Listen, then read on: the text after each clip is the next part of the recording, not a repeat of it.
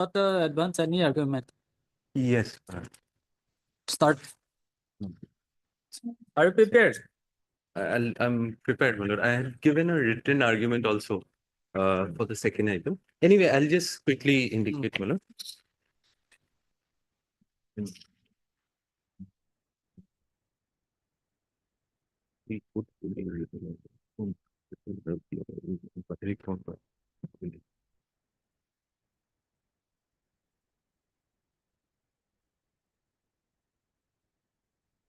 So, my lord, similar to the first item, my lord, the here again, the same Dag and Patta, Dondiram and Roheshwar Kumar were the original owners, my lord.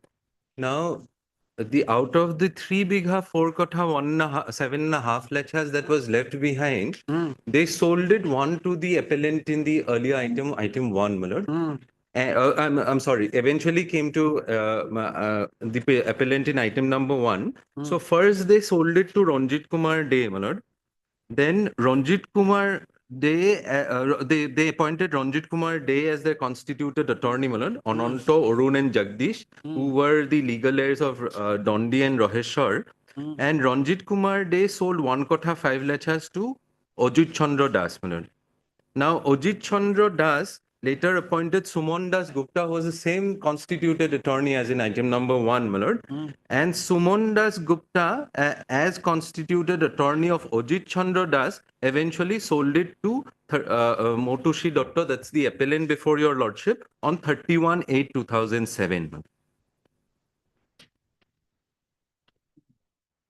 Now, these deeds were subsequently rectified by correcting the boundary, my lord. And the cause of action is similar. First, it began with her proceeding under 145, my lord. And eventually on 4/4/2009, they were dispossessed, my lord. My lord, will recall so far as the defendants are concerned, my lord. They say they were that one Nondi Ram Kumar was the original owner.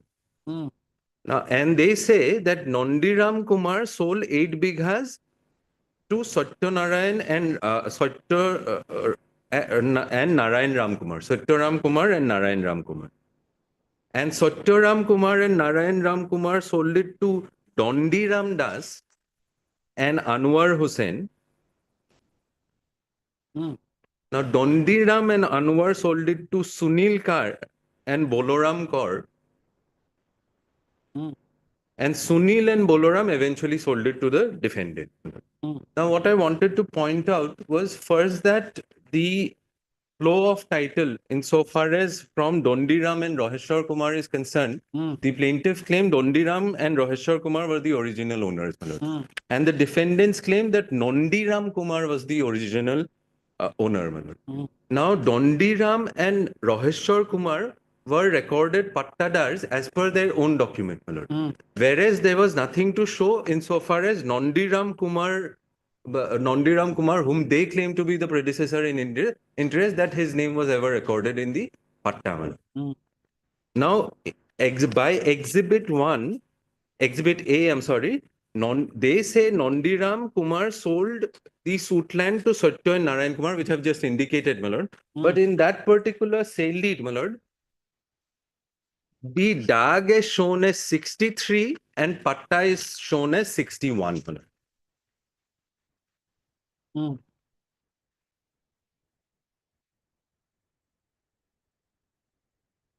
Now, wide Exhibit B, my lord.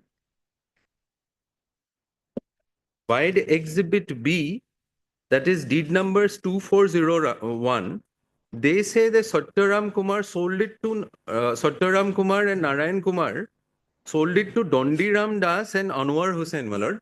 But there, intriguingly, the DAG number is shown as 63 and Patta is shown as 25. So, my lord, so far as the suit land is concerned, the original DAG and Patta were 57 and 25, my lord. Now, though they say Nondiram initially sold land in 63, DAG number 63 or Patta number 61, my lord, there was nothing to show that DAG number 63 eventually became the suit DAG 57. So that was one defect in title which the trial court had taken note of, my lord.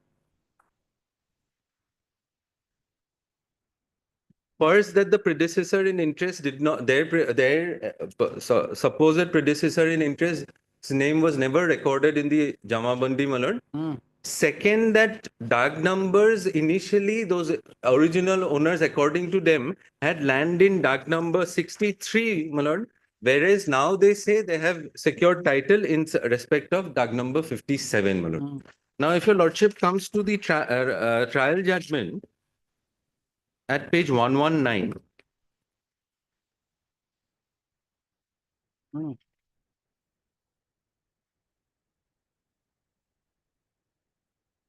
issue number 1 at page 130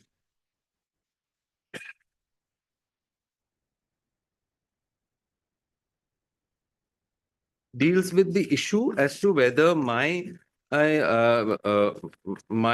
predecessor had title to eventually sell it to me.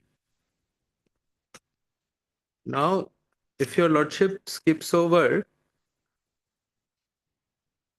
let me place this issue, my lord, just to reiterate. The plaintiff in her plaint has pleaded that she bought the suit land from Ajit Chandra Das. Ajit Chandra Das, with a view to sell his land, executed a power of attorney dated so-and-so in favor of one Suman Das Gupta, empowering him to sell his land 1 kotha 5 lachas. As the boundary given in the said power of attorney was also wrongly shown earlier, a deed of rectification, being deed number so-and-so, was executed. The said Sumandas Gupta, being the attorney of Ajit Chandra Das, ultimately sold 1 kotha 5 lachas of land to one Motushi Dotto, who's the appellant, by executing a registered deed of sale bearing deed number 7. As the defect of boundary was detected later, a deed of rectification was executed by inserting present boundary of the aforesaid sale deed. The land purchased by Motushi Dotto, about 1 kotha 5 lachas, covered by Dag number 67 of Patta number 25, old 139, new 831 of village Jyotiguchi under Moza Beltola in the district of Kamrup. The name of the earlier vendor Ajit Chandra Das in respect of the suit land was duly mutated, confirming his possession. He has been paying land revenue in respect of the suit dag. During settlement operation, a certificate had been issued by the settlement office confirming mutation in the name of Motushi Dotto. The plaintiff has been possessing the suit land and continuously by paying the land revenue.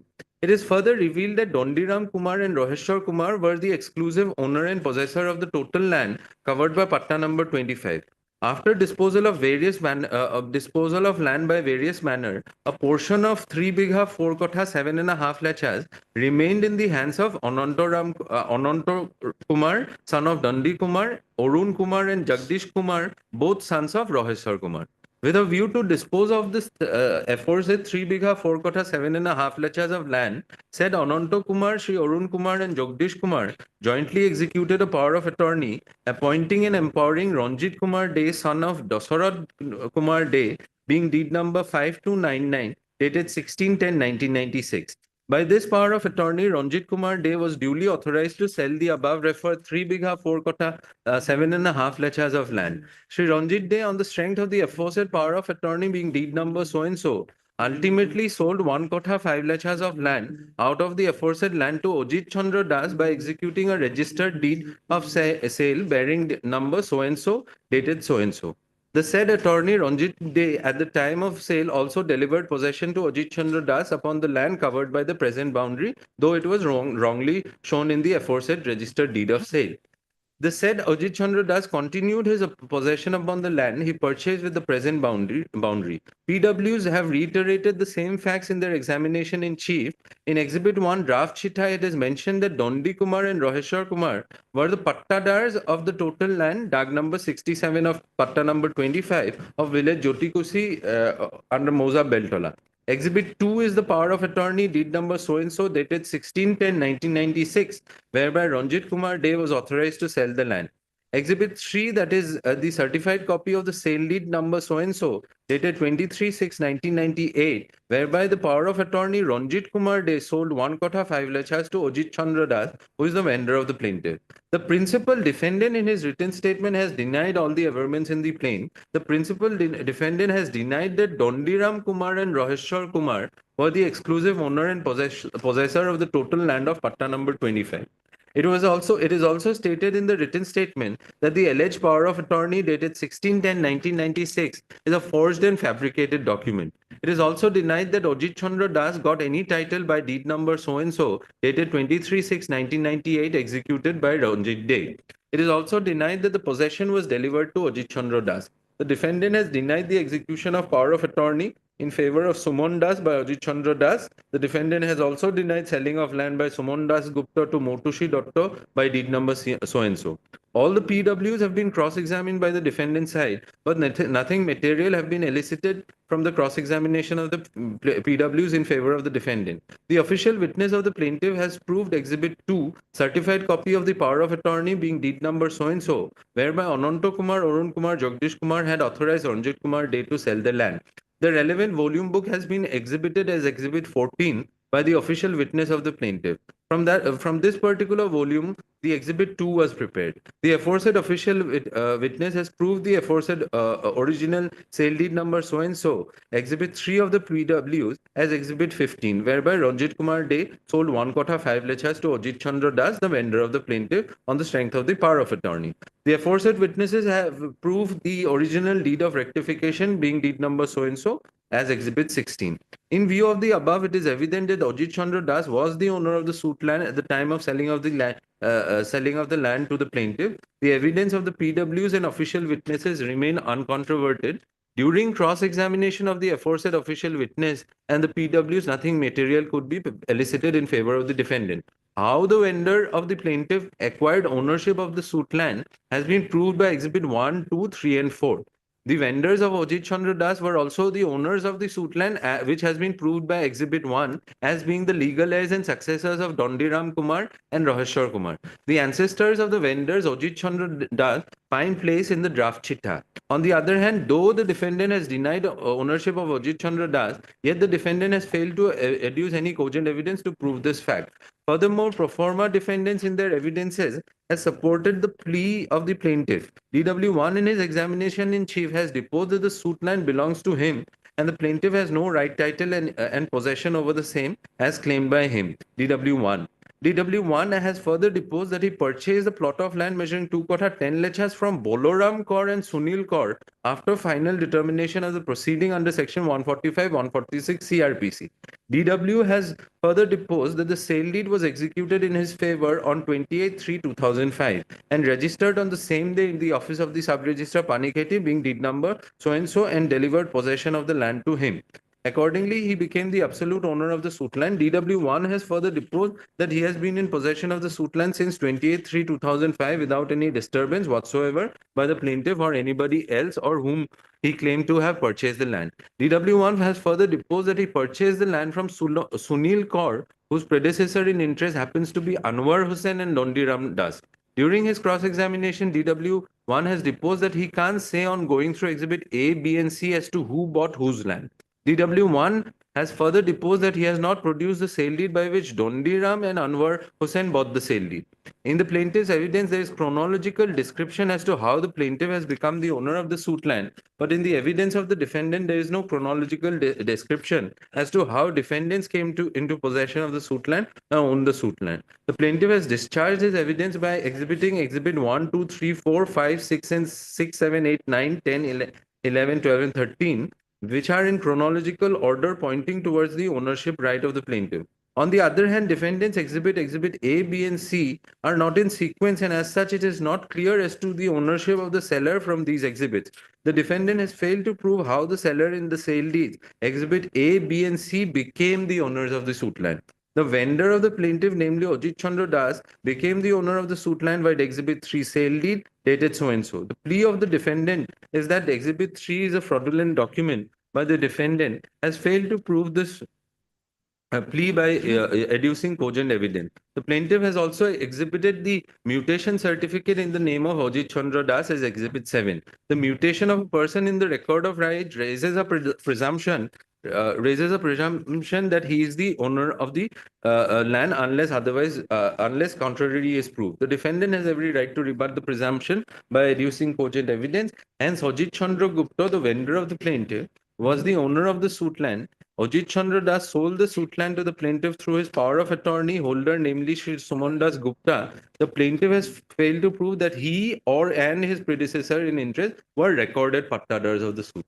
So this entire chain, my lord, the defendant's version, my lord, neither he nor his intermediary purchasers nor the person whom he says was the original owner, none of their names figured in the record of right. Whereas on the other hand, our names were always figuring, our as in our predecessors, and our immediate vendor, that is Ajit Kumar Das, he had a mutation certificate. In fact, his Kacha Patta was also exhibited. So two things, my lord, here, and I'll mark the exhibit numbers, my lord. Exhibit A and B, if your lordship, I'll just mark them. I marked them in the earlier appeal also. Exhibit A and B show that this particular sale deed by which they say Nondiram Kumar sold it to so and so was never in respect of patta number 25, dag number 57. Exhibit A and B. A and B. A and B, though, yes.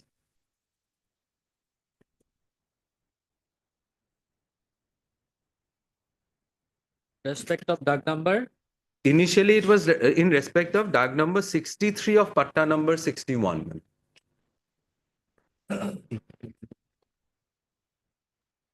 Yes. And so I'll just indicate the exhibit numbers, my lord. So far as we are concerned, my lord. Exhibit 1 is the chitta of 1974-86, where Dondiram Kumar and Roheshwar Kumar's name were recorded.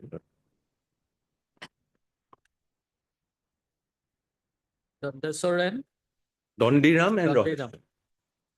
And Roheshwar.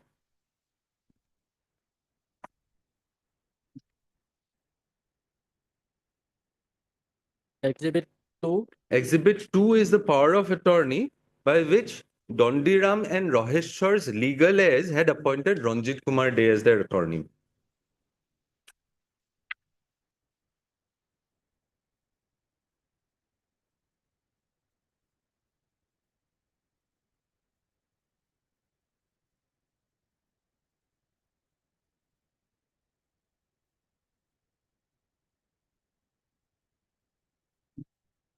Then exhibit 3 is by which that sale deed of 23/6/1998 by which Ajit Chandra Das, my vendor, had purchased it. 1999. 1998. 98. Okay. Exhibit 4. Exhibit 4, my lord, is the rectification deed by which the boundaries were corrected.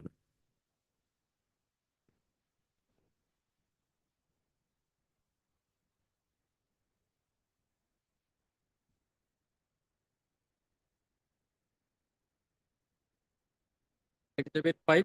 Exhibit 5 was the power of attorney by which Ajit Chandra Das authorized Suman Das Gupta, appointed Suman Das Gupta as the attorney.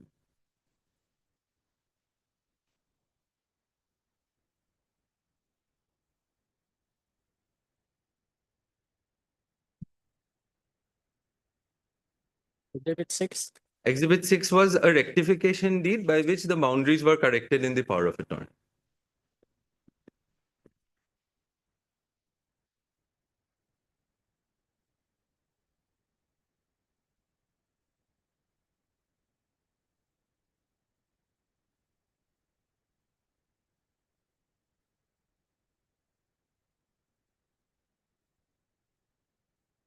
Then 7. 7 was the mutation certificate in favor of Ajit Chandra Das.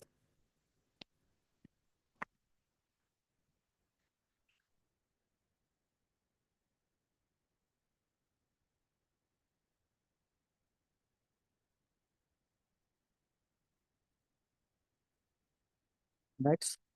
Exhibit 8 is the sale deed by which Ajit Chandra Das through Suman Das Gupta sold it to the plaintiff.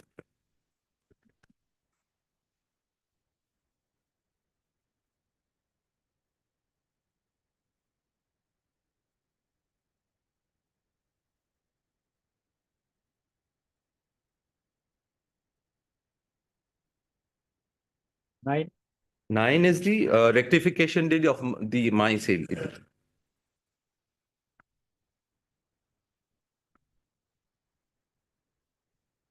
10.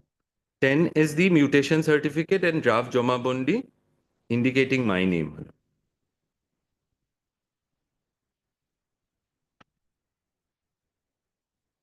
Exhibit 12, importantly, is the periodic patta given in my favor. Exhibit 11. 12. 11 is the draft Joma Bondi, my lord.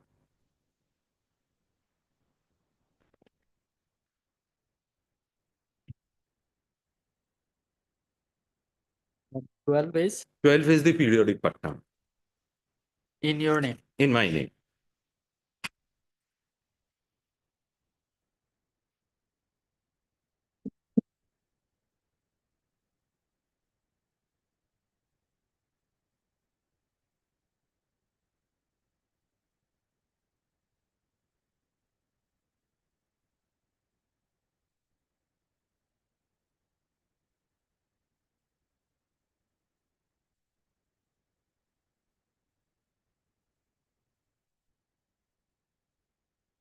Lord, should I also simultaneously indicate the exhibits by the defendant?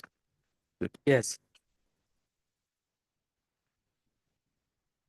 Exhibit A and B you have already referred to. A and B I have already referred. Exhibit C. The exhibit A and B were the sale deeds, my lord.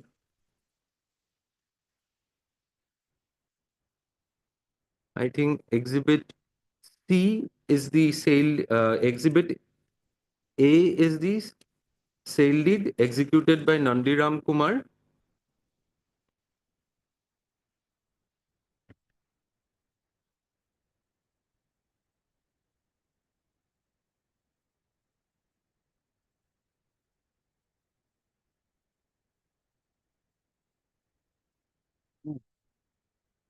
B. B is the sale deed of exhibit B is the sale deed executed by Satya Ram Kumar and Narayan Chandra Kumar, my lord.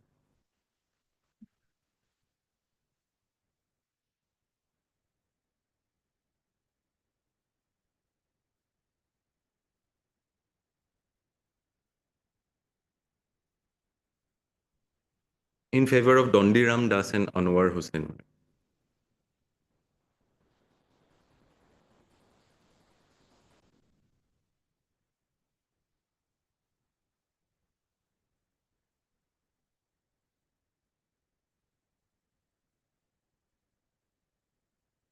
Exhibit C. C is by which Dondi Ram Kumar and Anwar Hussain apparently sold it to Sunil Kaur and Boloram Kaur, my lord.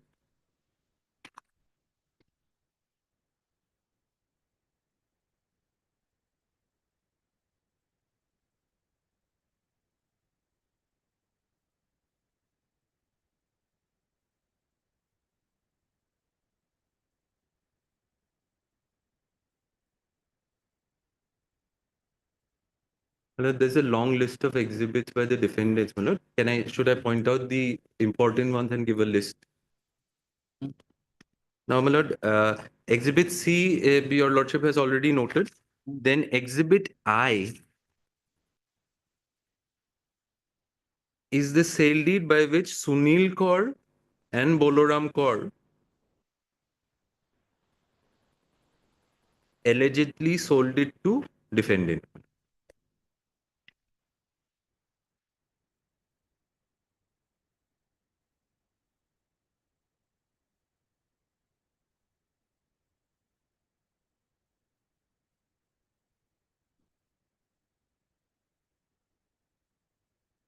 Exhibit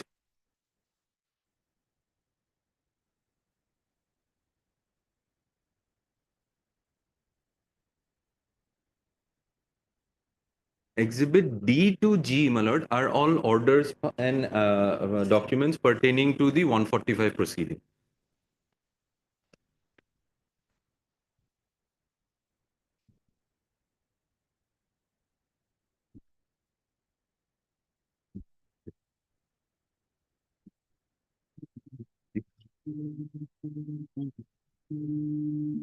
And then another important exhibit is Exhibit N. That is the Kacha Patta, where my vendor's name are shown.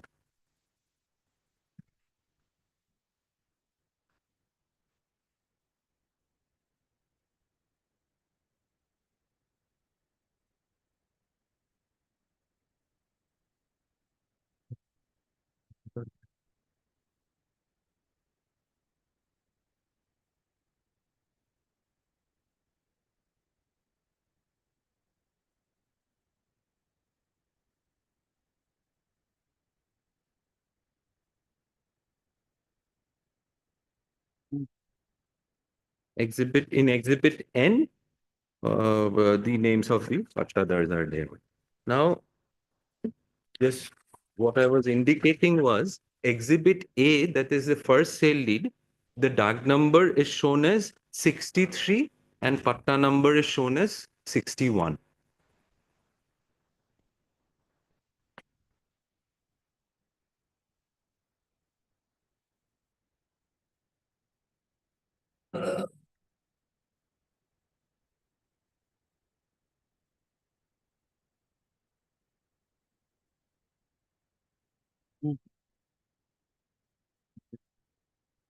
In Exhibit B, my lord, a new dark number 67, that is the suit dark,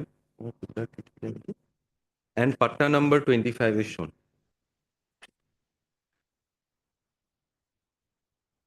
25. 25. 25. But how this transaction happened, whether dark number 63 became 67 and Patta number 61 became 25, there is nothing on record. And in this particular suit Patta 25, their predecessors in interest name were never depicted.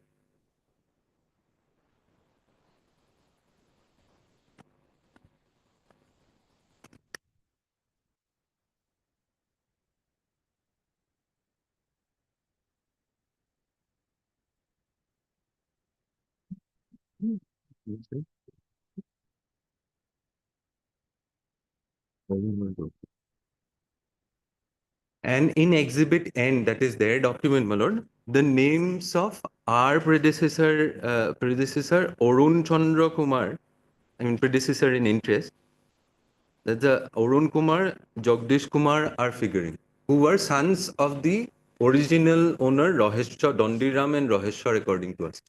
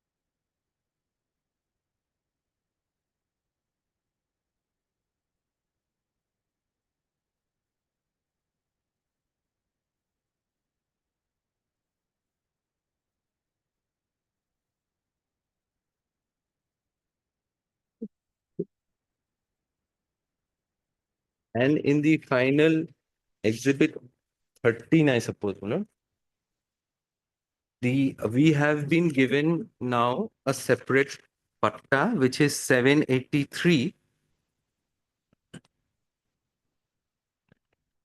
Exhibit 12. I'll just check. that is the periodic patta. That is the periodic patta. Now, new periodic patta has been issued, patta number 783. and dag number 538 comprising only of 3.21 hours, my lord. Mm. Now, the appellate court, my lord, interfered with the findings on three counts, my lord. Mm. Firstly, that the boundaries were rectified after a long time.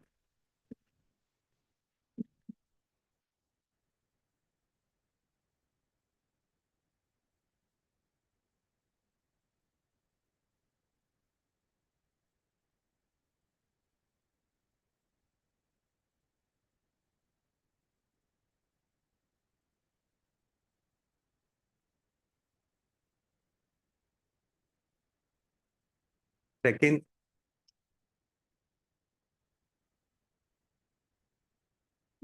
secondly, second ground was that there were the names of a few riots recorded in the Exhibit 1 Chitta.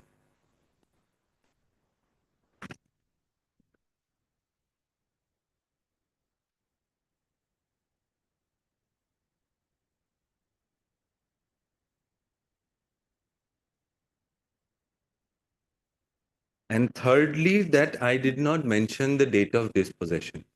Date of? Dispossession.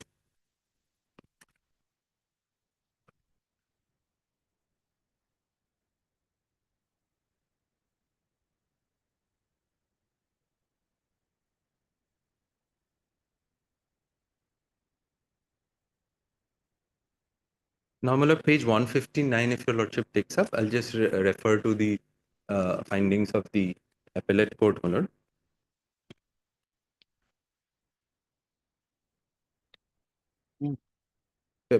Para 24 onwards, my lord.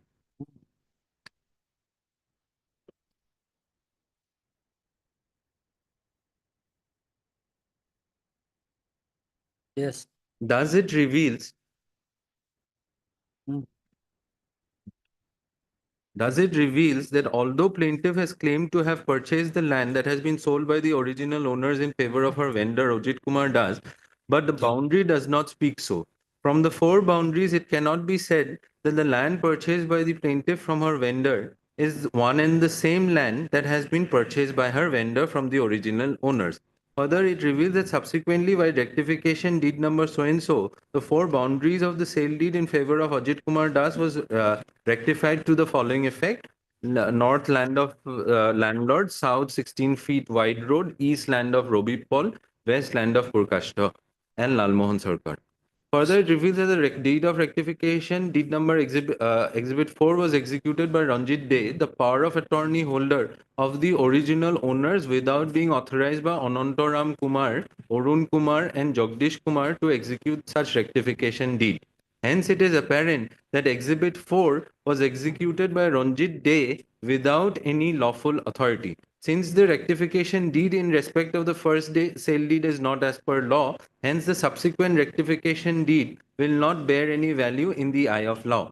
Be it mentioned that four boundaries of the land sold through sale deeds Exhibit 3 and 8 were different, whereas it reveals from rectification deed 4, Exhibit 9, that are after 10 years of execution of the first sale deed, the Exhibit 3, the said two sale deeds are given a common boundary to portray a picture that the lands under Exhibit 3 and Exhibit 8 is the one and the same land and is having an altogether different location. So, Mala, two counts. First, it said Ranjit Kumar Dey did not have the power to execute the subsequent rectification deeds, perhaps suggesting that he only had the power to sell, Manu. Now, if your lordship comes to page 114,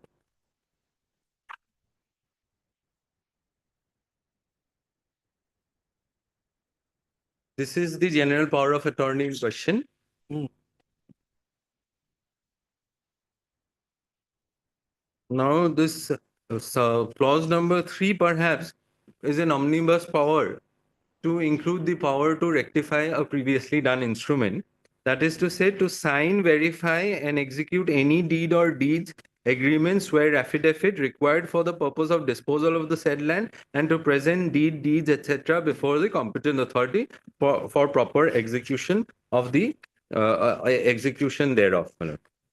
So, firstly, my lord, it is wrong to suggest that this gentleman Ranjit Kumar De did not have the requisite power to sort of rectify the instrument. Now, so therefore, paragraph 26 at page 160, according to the appellant, is perverse, my lord. Second, my lord, it said that now these are two different lands, and perhaps the court suggested that these are not identifiable, my lord. Now, because of the lack of precision in the boundary.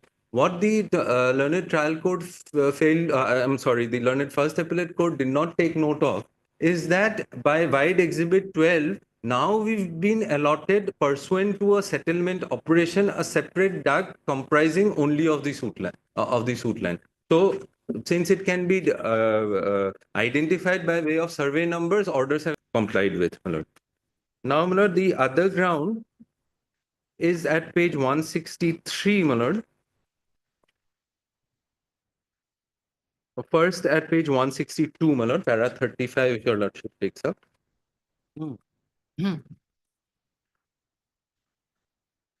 Now on perusal of exhibit 1 Chitta of the year 1974-78 reveals that there are 8 tenants under the landlord Dondiram Kumar and Roheshwar Kumar, and Khatian number 52 was prepared under the Assam Temporary Settled Areas Tenancy Act. As per section 6 of the act, an occupancy tenant have permanent, heritable and transferable right of use and occupancy of his occupancy holding. As per section 7, on the death of the tenant, right of immovable property descends in the same manner as other immovable property. A tenant gets protection from ejectment except as provided under chapter 9 of the act. In the case at hand, from exhibit 1, the chitta, it is apparent that there are 8 occupancy tenants over the entire schedule, entire land. Hence, unless it is shown that the tenancy has been forfeited in compliance with section 50 of the act, it is to be presumed that the land under the disputed DAG and Patta is still in the occupation of tenants. Moreover, it is the duty to prove that the suit land is presently not under Khatian, or that the tenancy has been forfeited complying due procedure of law, but no any such step has been taken by the plaintiff, my lord. But this, in my respectful submission, is not at all germane, my lord. It was nobody's case that there are some tenants, or just because the chitta of 1974 recorded that there were some riots, my lord, doesn't mean that this particular issue could have been taken up unilaterally, my lord. In fact, both the parties to the list are claiming to be in possession, my lord. Now, appellate court, with utmost respect, my lord, offers a finding totally alien to the list at hand to say that it is actually in the possession of the tenants. Then at para 38, my lord, that plaintiff besides plaintiff pleading is silent about the date of her dispossession, my lord. This is again perverse, my lord, because we had stated in para 10 at page 17 the exact date of dispossession.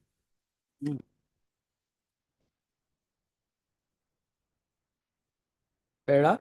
Para 10, page 17, my lord.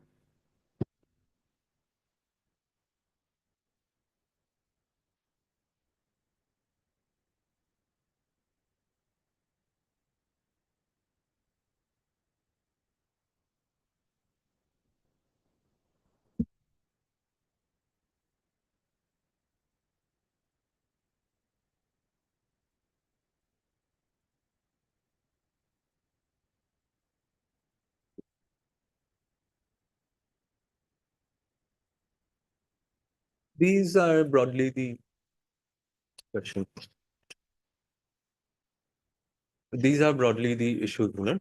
I had placed the written argument, my lord, indicating Yes.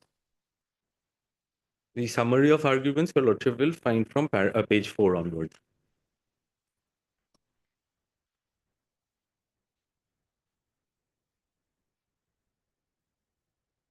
My lord, if your lordship goes by the principle of preponderance of probability, my lord, my original owner, who was an original owner according to me, is the Pattadar, my lord, recorded. His own document shows that the flow of title is clear, my lord. This discrepancy in regarding boundaries, my lord, doesn't really cannot really non-suit me because now person to a settlement operation have been given a separate patta, my lord. Comparing that to the case of the defendants, my lord, they have failed to show any document that their original owners had title. There are discrepancies in the sale deeds because there is no indication how as to how Dag number 67 was 61 became 67, my lord. Their intermediary purchasers were also not never recorded pattadars, my lord. Okay. Yes, Mr. Sohan. First of all, my lord, we are arguing, my lord, the second appeal, my lord. Mm. It is on substantial question of law. Mm. And my learned friend, my lord, started reading the judgment of trial court. Mm. And my lord, in the second appeal, my lord, all these things, my lord, need not be argued, my lord. So, since my learned friend raised some questions, I am replying to that. My lord, Exhibit A, my lord, it is my document, Exhibit A. That number and all patta number is mentioned. Myadi patta, a 14 patta, a 14 dagar. So, my lord, all patta and all dag, both are mentioned, my lord, in Exhibit A. This is the document of my lord, 3rd of January 1951. Much older than the my lord Exhibit 1, that is the Sita, my lord. This answer of this question, my lord, is lie in the my lord Exhibit B. That is the my lord deed dated my lord 16 of March 1982. My lord, kindly see my lord the tag number and patta number mentioned in the Exhibit B. Here, my lord, the difference between 1951 and about 32 years. We know, my lord, at the time of survey, my lord, all dag number and patta number, all, my lord, change, my lord, on convert to new patta, new dag. So, my lord, in Exhibit B, my lord, all dag and all patta both are mentioned, my lord. Mm. All and new both are mentioned. Because, my lord, can you see a question of নতুন 65 patta. So, my lord, the patta 61 became patta number 25. Act.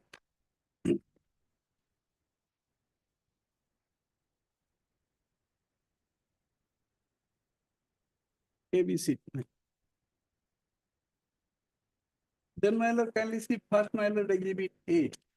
Last question, my lord. Here, bag number and patta number mentioned, my lord.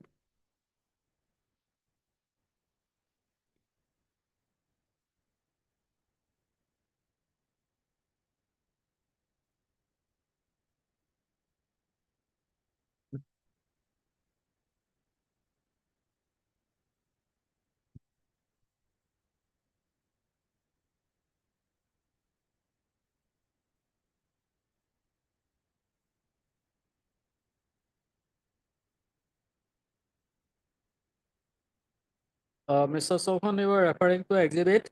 A, my lord, first A. Exhibit This A. is the deed, my lord, of 3rd January 1951. My lord, last person, my lord. Tafsil part, my lord. Decree Jamit Tafsil. Can you see, my lord, Jyotiputi Gawat Herald Nadi, a question patta, a question dagot. Mood Jami, Hullo Biga Sarikota Paslesa.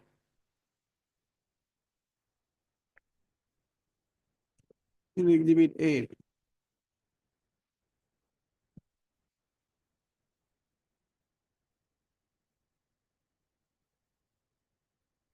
Exhibit A. Amen.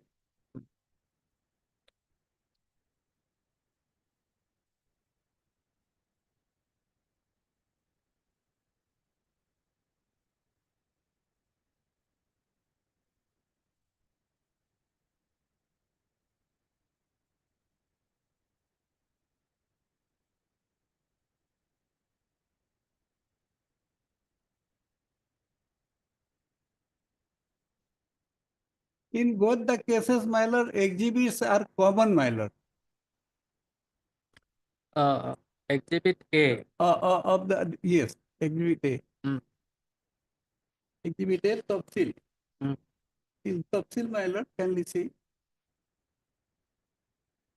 Pattern number 61, tag number 63 is mentioned. In tafsil, my schedule. Tag number 63, pattern number 1. 61. 61. Pattern 61, tag number 63.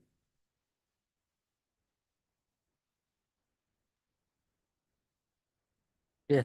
Yes. Now, my lord, can you see the second exhibit, that is the exhibit B.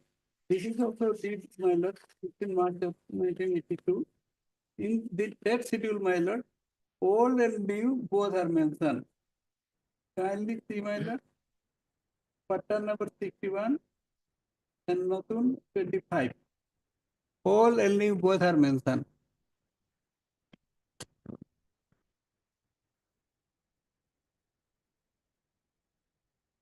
Hmm. And that number also, my lord, new and old both mentioned. My lord, old is 63 and new is 67. Hmm. So, my lord, the land of my lord is exhibit A. From that, my lord, exhibit B is part of the said land. Same dag as third patta. So, my lord, submission so far there is no similarity between A and B. It is not correct, my lord. Hmm. It is not correct. My lord, I am, my lord, direct coming to the question of law, my lord, because we are, my lord, arguing the second appeal, my lord. Hmm. My lord, what is the prayer in the plaint, my lord? Because the appellant is the plaintiff.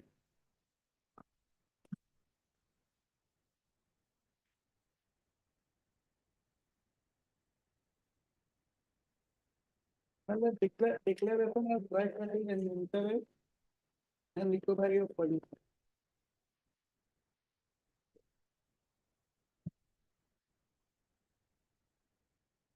Of course, my lord, this is amended plaint, my lord. Initially, there was no prayer for recovery of possession, only declaration of right, title, and interest. Prayer number 1 of the plaint is, my lord, a decree declaring plaintiff right, title, and interest and possession over the suit land more fully described in the schedule to the plaint. 1A is amended, my lord, plaint, a decree for recovery of past and vacant possession of the suit land, which is more fully described in the schedule to the plaint. So, my lord, the question of law, my lord, is this, my lord, regarding, my lord, claiming right title interest. Those, my lord, person, my lord, claim, my lord, or pay before the court, my lord, for declaration of right title interest. It is his duty, my lord, to prove the right title and interest. It is not duty of the defendant, my lord, to prove right title and interest. On that point, my lord, I have submitted several judgment with my written argument. So, my lord, what is their document of proof? Kindly see, my lord, their exhibit. Exhibit 1. Hmm. Exhibit 1 is the copy of Sita, my lord, of 1974-86. This is Sita. Hmm. Sita of entire land, section B of 4 kata 5 letter. Here, my lord, tag number is mentioned also 67. Patta number also mentioned 25. Name of Pattadar, my lord, is named Gandhiram Kumar, Roheshwar Kumar. And in the 7th column, my lord, writer Naam, Pita, Naam, or Kona. So, my lord, in the 7th column, name of 8 tenants are written. And below 8 number of children, my lord, there is a period of my lord, occupation is 30 years, my lord. Too old, 30 years. Hmm. So, my lord, the source of the title they claiming from this document, my lord. And you, lordship, my lord, it is established law, my lord, that from revenue record, my lord, no title can be established or no title can be declared on the basis of revenue document. Revenue document, my lord, Sitha, Jamabandi, revenue receipt, trace map, etc., my lord, these are, my lord, the revenue record. So, my lord, my first submission is, my lord, the plaintiff, the appellant herein, my lord, desperately failed to establish their title, my lord.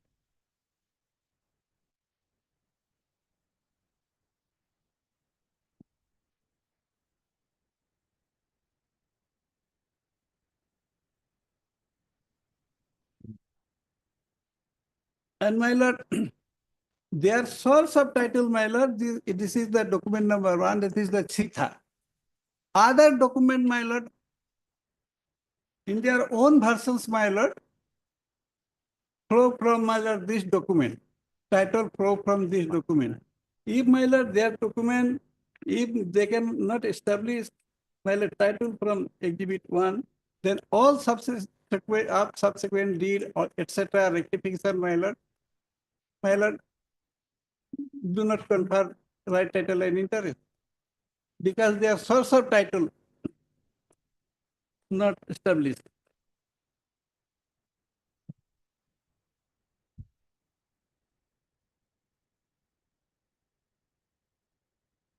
Second, my lord, the Exhibit 2. Exhibit 2, my lord, is the out of 16 bigha per kata 5 lecture. Their statement date, others lender sold to other different passenger, and remaining land, that is 3 bigha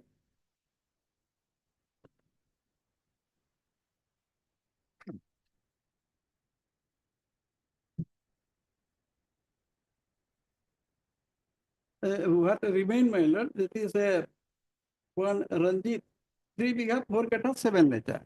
One Ranjit De, my lord, was given power of attorney. In the power of attorney, my lord, our contention in first case is also that there is no boundary, my lord. And my lord, to identify a piece of land, that too from the same dag and same patta, it is, my lord, the boundary. Otherwise, my lord, a piece of land cannot be identified, my lord, without boundary. But in this patta and this dag, my lord, so much of land, about 17 bigha, my lord, 15 lecture less 17 bigha. And out of that, my lord, 3 bigha 4 kata 17 lecture, power of attorney has been given, but no, my lord, boundaries has been given. My learned friend mentioned the clause, my lord. My lord, power of attorney is a valuable document, my lord. And these, my lord, principal persons, 3 persons, Ananta Kumar, Vaisar Kumar, Ananta Kumar, Arun Kumar, and Jagdish Kumar, were not called by plaintiff, my lord, to adduce evidence. Or, my lord, they were not called to rectify this deed of power of attorney. And this power of attorney was not rectified.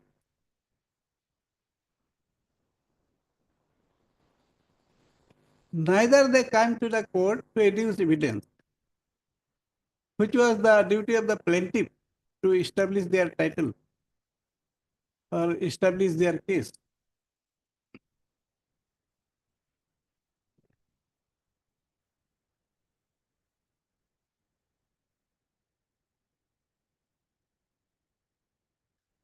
And that too, my lord, my source of title, my lord, is a deed of 3rd January 1951, my lord. From 1951, my lord, onward, my lord, I have given all the chain of my title. Although, my lord, I am defendant, my possession is, my lord, sufficient, my lord. If my possession, my lord, anybody can dispossess me, he or she must establish, my lord, better title. Then only, my lord, a decree for recovery of possession can be granted.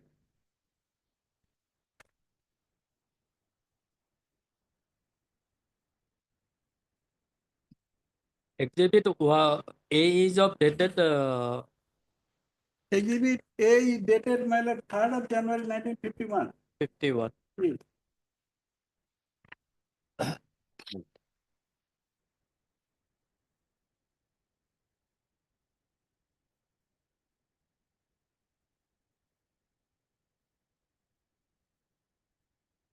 And second point also involved in this, my lord, exhibit 1 is this. My lord, there is no whisper, my lord, in the plain or, my lord, in the evidence that what happened to tenant. That is why, my lord, the learned appellate court, my lord, observed it. The land is in the occupation of this tenant. As mentioned in the exhibit 1 itself, it is their document. It is the document of the plaintiff. It is mentioned in their document, my lord. It is not my document, my lord. So, my lord, they should, my lord, state in the plain, say in the plain what happened to those, my lord, tenants, because the right of tenant, my lord, are protected, my lord, under law. That too, my lord, 30 years of old tenant. That is why, my lord, learned appellate court observed that the land is not in the possession of the plaintiff or not dispossessed by defendant. And it is not the case of the, my lord, the defendant that he has to establish how he came to possession or how, my lord, this is about recovery of possession. It is the duty of the plaintiff, my lord.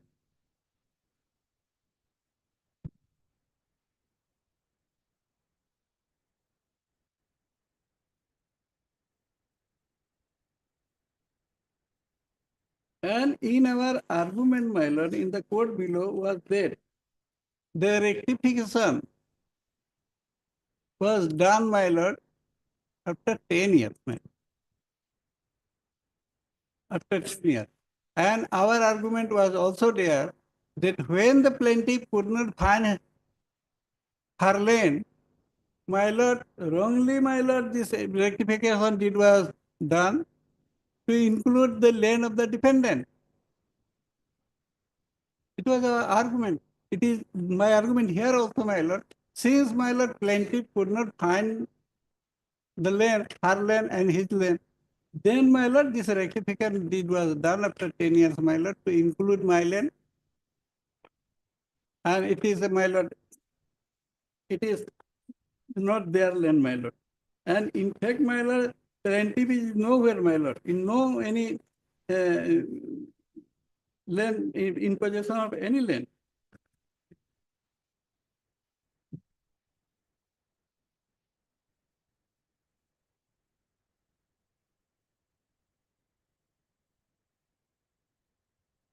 And my lord, I have, my lord, submitted a written argument in the last occasion, my lord, after 1 day, my lord, and in both the cases, my lord. Kindly see, my lord, my written argument.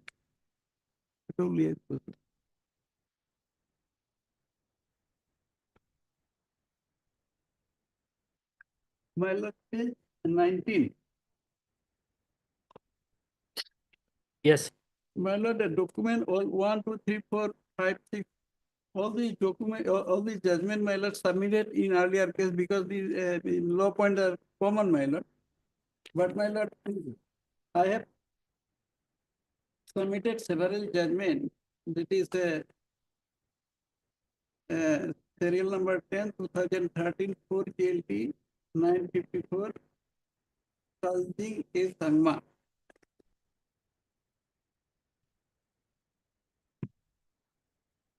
Serial number, my lord, 13, is the case of civil appeal number 878, 2009. Srimati Devabrata death through legal representative. In the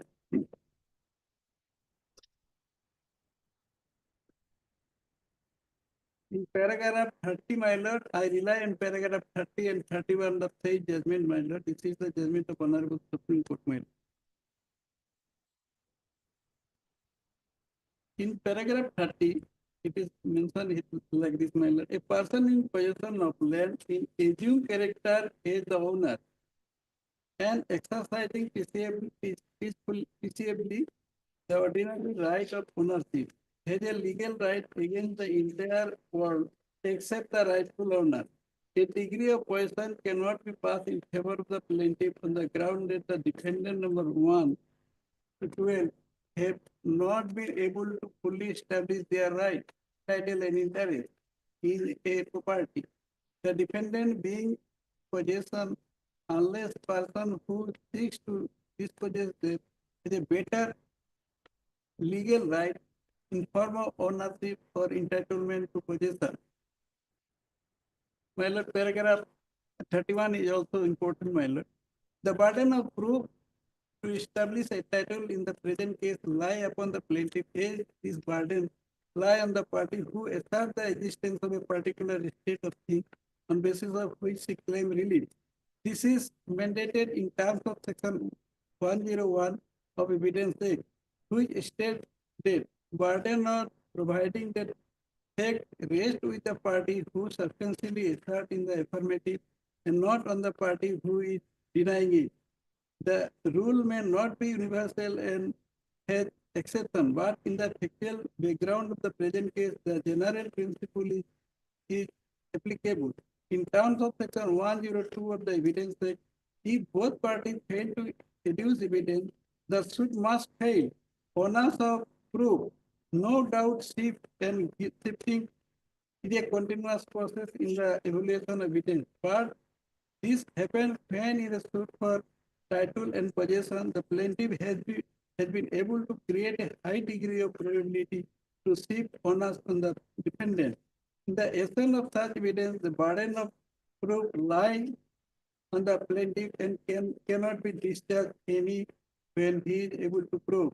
The weakness of the defense cannot be a justification to decrease the suit. My lord, other judgment on the similar line, my lord. 2014, my lord, Supreme Union of India versus Asabi Cooperative Society. Here, my lord, in paragraph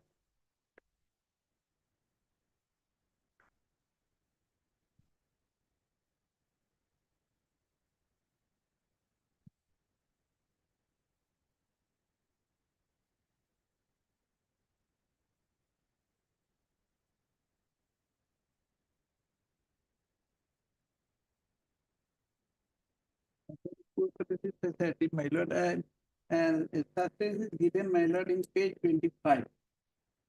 Page 25, my lord. It's serial number 12, 2014 2 SCC 269, Union of India, Asabi Cooperative.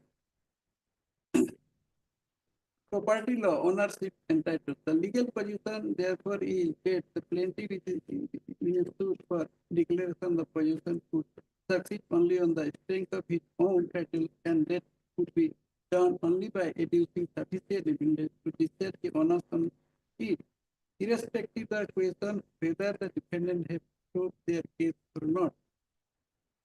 This is paragraph 19 of the judgment, my lord.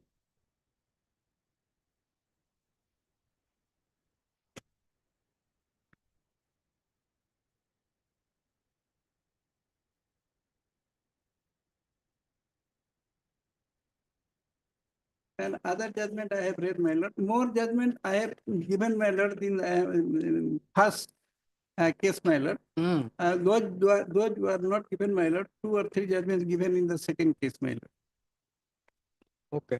I am relying, my lord, on my lord, a 13 number of judgment,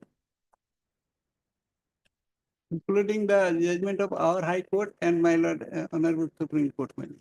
Mr. Sohan, you have also not argued on the point of substantial question of law. It appears that as many as 5 substantial yes, question my of law were framed. Yet whether the learned first appellate court committed illegality by ignoring the exhibit 2, Hmm. the general power of attorney, Hmm. bearing in deed number 12. My lord, my on that question, my answer is in my lord that already I have mentioned, my lord, in document number 2, that is the power of attorney, my lord. Hmm. The three principles, my lord, they were not brought as witness, my lord, by plaintiff, because it is the document of the plaintiff. Hmm. And my lord, these three principles never, my lord, rectified the power of attorney. Hmm. And my lord, in the power of attorney, my lord, there is no boundary. That is why, my lord, the appellate court observe like this, my lord, on which, my lord, successful question is there.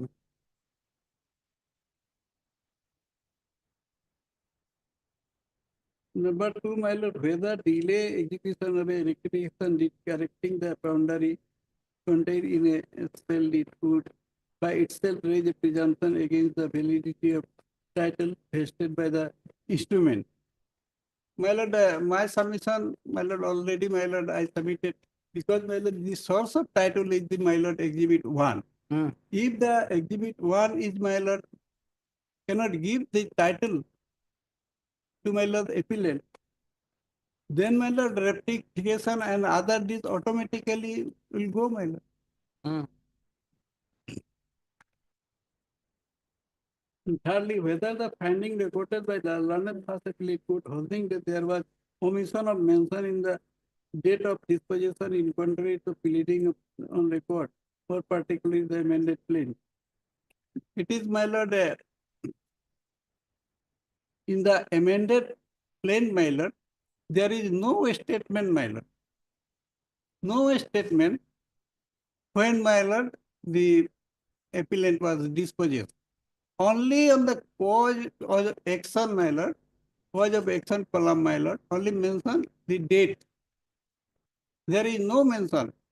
And what manner and how many persons came and how they dispossessed, whether any dispute arose or not, or any police case was lodged against anybody. Or, my lord, and one important thing, my lord, at that time, my lord, there was injunction, an interim injunction. Whether, my lord, this appellant is plaintiff filed violation of injunction? No, my lord. Which was, my lord, very much essential that yes, you violated the injunction, the injunction violation petition was filed. No, not filed. And the observation, my lord, and I mean, learned trial court, my lord, while disposing, my lord, this injunction petition, very categorically observed regarding, my lord, this tenant, the plaintiff is, has the burden to prove what happened to the tenant, which they not proved, my lord.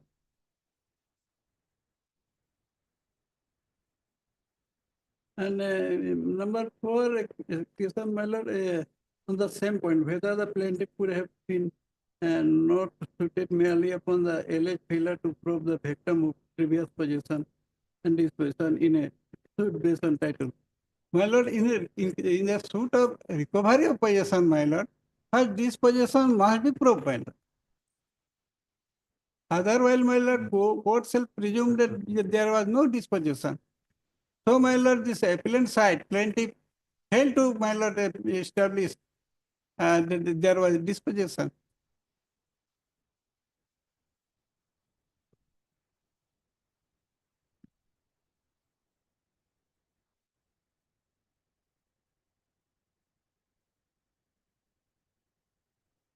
And subsequent question number 5, my lord, about discrepancy in the sale deed.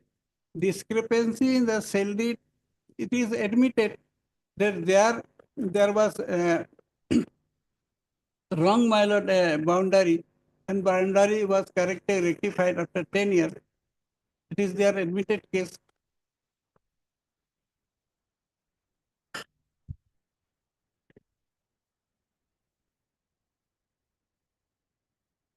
In other questions, my lord, I have, my lord, this is my submission, my lord. Hmm.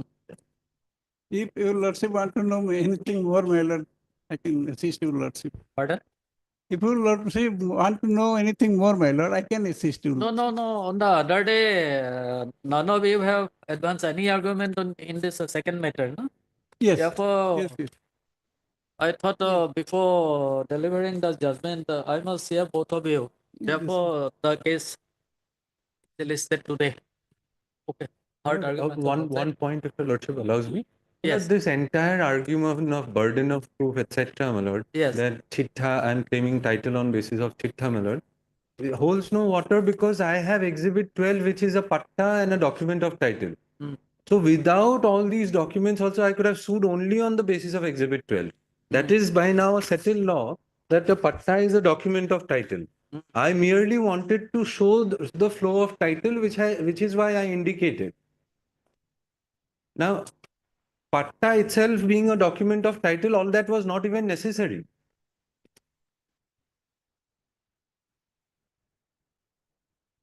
Hmm. That is the judgment where, relying on Omiyobala Vishwa, it was held that patta itself is a document of title. Now, what do they have? Because ultimately, when it comes to better title, they have to compare. What do they have, my lord? None of the parties, my lord, they or their supposed vendors, their names figure in any of the revenue records, my lord. In fact, the chitta that they had marked as Exhibit N shows that my predecessors were interests were recorded pattadars. So, if the question of better title is assessed in this manner, I have a document of title Exhibit 12 to supplement that. I have shown title past three owners, from starting right from Rohesh Sir, my lord. Secondly, my lord, my friend has argued that the incident of dispossession has not been described. That is not factually correct. Paragraph 7.1. What had happened here, my lord? There was an ad interim order, and despite that ad interim order of injunction, I was dispossessed. That is why I had to amend the plain, and I incorporated paragraphs number 7.1, Roman 1, 7, Roman 2, and paragraph 8, where I have given a detailed description as to how the dispossession happened. Lastly, my lord, that chitta, those tenants' names figuring in the chitta, my lord, if they say tenants are in possession, it's a self-destructive argument. That means they are not in possession also. Because neither of both the parties are saying we were in possession. Now, to argue that actually neither of us are in possession and it's the tenants who are in possession, there'll be a total departure from the pleadings, my lord. It was nobody's case. They did not set up that as a defense that neither the plaintiff nor we are in possession. It's actually the riots who are in possession, my lord. So, my lord, considering that I have a patta and they have absolutely nothing, my lord, where does the question of burden of proof stand, my lord? I had prima facie proof discharged by owners, my lord. The ball was on their court. They introduced Exhibit 1, which further fortified my contention that it was Rotnesar, Dondiram and Rohisar Kumar's land originally. And last, my lord, the discrepancy in DAG number, Exhibit A and B is very clear, my lord. That is what I wanted to show, that you had all along claimed to be Patta, your Nandiram Kumar, their original owner according to them was a Pattadar of 63, my lord. How did it all of a sudden become 67? There's absolutely no document in record. And even in 63, they have not given any land document. No, their first document is of 1951. True, my lord, that is in respect of DAG number, Patta number 61. And second document is of 83, my lord. They say Patta number 60, Patta number 61 old and new Patta 25. There is absolutely nothing to show that 61 became 25. And even No, in night, between there was settlement operation. the records do not show that, my lord. And additionally, my lord, there is no document to show that Nondoram was either the Pattadar of 61 or the Pattadar of 67.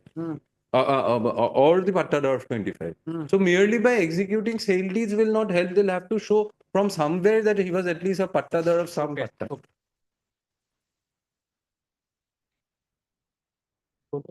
My lord, exhibit B, my lord, in schedule, my lord, all and new categorically mentioned. That is the document. It's a sale deed. All the dag and all patta both are mentioned, and new or both are mentioned. And well, my learned friend, my lord, saying that, my lord, both of us not in possession. My lord.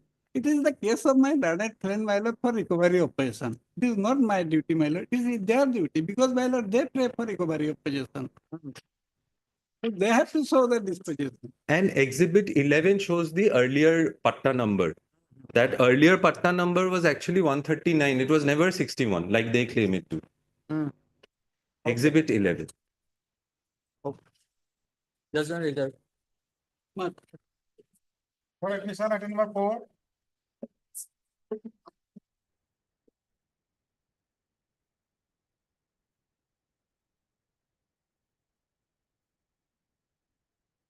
May it please the watch. Well, the claim of the petitioners relate to some areas salary pertaining to the period from 23/3/2010 to 9/9/2013.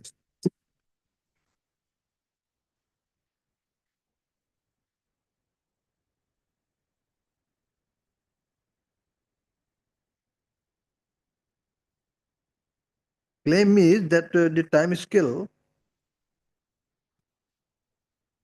is not received for that period, 3 years, 10 to 13. They are the teachers working in the school. Now, what I find,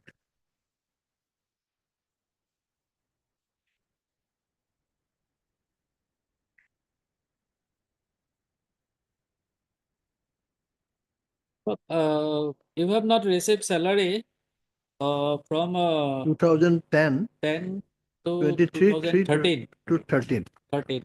Yeah. So there was a earlier round of litigation where direction was issued to release the salary. Yes. And now they say, Malad, they have filed an affidavit. In that affidavit, they now say that that has been paid. Lordship will kindly take up the No, affidavit. no. Why this second application is filed?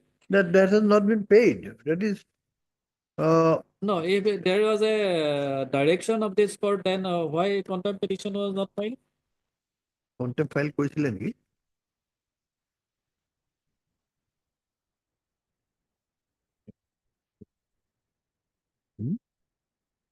তাৰপিছত well, after this, Authority shall release the is page number 35 is the order of this court.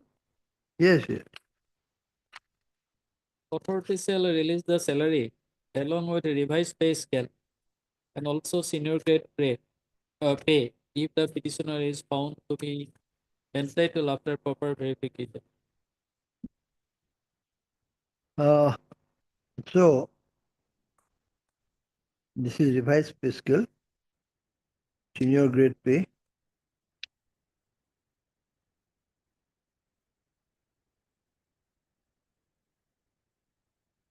Thereafter, what happened?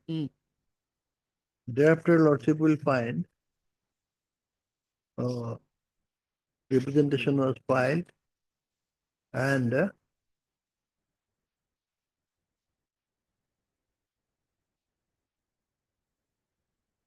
kindly see at page 39. This was the letter addressed by the District Elementary Education Officer to the Director of Education, BTC, regarding Honorable Guwahati High Court's order dated 25/9/19 in WBC so and so. Application for Devi Prasad so and so, sir, with reference to the subject cited above, I have the honor to inform you the following few lines regarding the compliance of the Honorable Guwahati High Court order dated so and so, passed in so and so, and others kind information. Para 1. Sir, one Sri Devi Prasad Ghimeire, assistant teacher of Madhya Hauli ME School, was retired from service superannuation on 31/1/2017. He claimed for arrear salary with effect from 23/3/2010 to 9/9/2013 for 42 months while serving as an assistant teacher in Siddheswar ME School, Borpeta, along with revised pay scale and senior grade pay since 2010, filed in case so and so before the Honorable High Court. The Honorable High Court Assam disposed of the case video order dated 25/9/19 in WPC so and so, with the direction that the authority will release the arrear salary along with revised pay scale and also the senior grade pay if the petitioner is found to be entitled after verification. The exercise shall be undertaken by the respondent authority using a period of 3 months from the date of receipt of the certified copy. Then paragraph 3. Sir, a detailed report has been called from the BEEO so and so. It is so and so. Accordingly, the BEO has submitted his report, video order, letter number so and so, dated such and such 19/2020, with proper verification in records regarding release of arrear salary, with effect from 23/2010 to 9/9/2013, which has already been paid rupees 5,31,650 by the BTC government and certified to the petitioner's SBI Borpeta account number so and so, video check number so and so, bank passbook statements, Devi Prasad Chulhe, this is annexed. Annexed. Now, Malak, So, kindly- as per this letter, you have received the amount. that is what they say, that this was paid. But my contention is that we have not received it. Is it? That was paid from 2008 to 2010. And from 2010, it has not been paid. That my claim remains. The suspension period, which was, he was suspended because of the honorable court's order, they have paid the amount. Which earlier court order Go to. pays. There was that 11, suspension 80. subsistence allowance were also not paid to him earlier, so he had to come to this honorable court. Kindly come to Pays it. page 18. Earlier court. This was the order dated 12/8/2011. Page 18. Yes, 80. page 18. Second para. Lordship got it, man. Yes. While working as assistant teacher in so and so school on regular basis, the petitioner was placed under suspension by respondent number 3, namely District Elementary Division Officer Borpeta and so, in the month of November 2008 without assigning any reason therefore. During the period of suspension, the petitioner claims that the subsistence allowance was not paid to him. On the objection being raised by the petitioner against the said order of suspension, the same was revoked on 23/3/10 and the petitioner came to be reinstated. The petitioner's grievance is that though he has been reinstated, his salary and allowances have not been paid for the period during which he remained under suspension, that is with effect from 17/11/2008 till 22/3/2010. And he has also not been paid his current salary, that is his salary after he stood reinstated. Appearing on behalf of the so-and-so, Learned Standing Council BTC submits that the delay in payment of the salary and allowances of the petitioner has been due to the fact that the headmaster of the said school had not prepared the requisite bill for payment of salary and allowances to the petitioner. But the dispute has now been sorted out and the payment of salary and allowances of the petitioner would be made within a short period of time. Considering the matter in its entirety and in the interest of justice, the writ petition is disposed of with direction to the respondents, particular respondent number 5, namely Borderland Territorial Council, represented by the Secretary Education Department, Kokrajhar, to ensure that petitioner's salary and allowances, both arrear as well as current, are within a period of 8 weeks from today made available to him. It is if for any reason the headmaster of the said school delays the preparation of the bill of the petitioner, respondents, particular respondent number 5, namely Borderland Territorial Council, represented by the Secretary, Kokrajhar, shall remain at liberty to take appropriate disciplinary or penal action against the headmaster of the said school in accordance with law. That was the order. And thereupon I was paid that amount. Right? Yes. That, no, contempt case was filed. Then In contempt the file. case, next, page 21. Contempt was filed at page 21, order is at page 22. Lordship will kindly see page 22. The explanation given is accepted. The personal appearance of respondent 2 is dispensed with. It is submitted by the respondent number 2 as well as Mr. Das Learned Counsel appearing for both the respondent number 1 and 2 that the other order passed by this court on 12/8/11 in WPC so and so has been complied with, and the arrear and current salary payable to the petitioner has been paid to the petitioner yesterday, that is on 16/8/2012. In support of such contention, Mr. Das Learned Counsel has produced his counterfoil of the bank's pay in slip of State Bank of India dated 16/8/2012, showing deposit of rupees 5,31,650 in the account number so and so, which is the salary account of the petitioner. Copy of the said pay slip is kept on record. In view of the above, the Soma Learned Counsel for the petitioner submits that the contempt petition may accordingly be closed.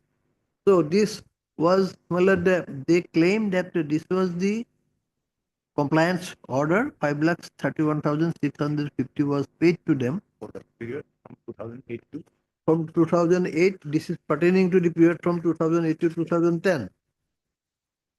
But current salary, now, there again suspension was put in.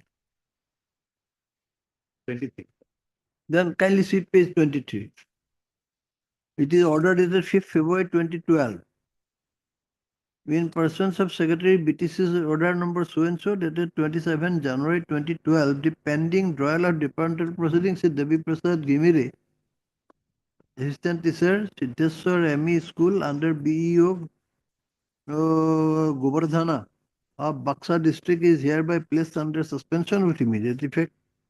He is allowed to draw 50% of the substance allowance, FR 53(1), condition that during the period suspension he will put signature in the teacher's attendance register Cannot be to during suspension period. Sir. ending of school hours. That was the Then order. revoked. That was revoked again on 3rd June 2013. Next page, my lord. Annex D. In partial modification of the Secretariat letter number so and so, dated 35/13, and in interest of public service, Sri Devi Prasad Gimere, Assistant Teacher, so and so is hereby reinstated and transferred to Madhya Hauli ME School in the vacant post arising due to expiry of Narayan Chandra Das, Teacher, so and so. So this suspension was on 5th February 2012, and he was inserted on 3rd June 2013 order. Again, another order. That's for approval of 25. Then page 25, as per approval of the Secretary Education so and so, approval order. No. Please come to their affidavit, paragraph number 9. Yes. Paragraph number 9. Affidavit yes, oh, ito, na?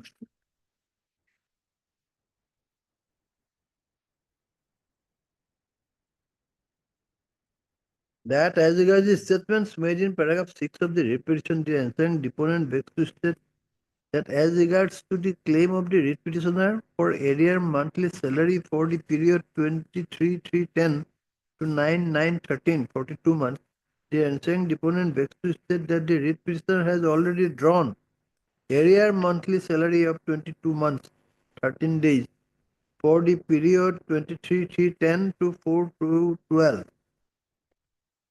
4/2/12 against bill number 78 dated 30/6/12 amounting to rupees 4,56,227 rupees. So and so, and for the period 5/2/2012 to 9/9/2013. The rate petitioner have not attended the school. Oh.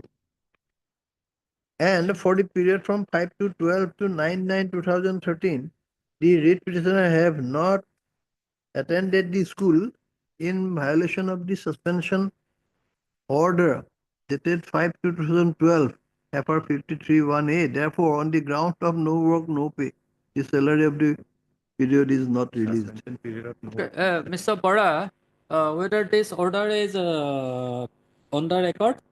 Yes, sir. There's a no work, no pay order. This is under challenge, my lord. This is case number. No work, no order. No. Order দিছে নেকি? No, no. তাহাঁতে order এইটো কৈছে নেকি? You are নাই। not entitled to. Case number 42. No. Page number L. 42. The challenge, my lord, here the Impin order. 42. It's impugn order.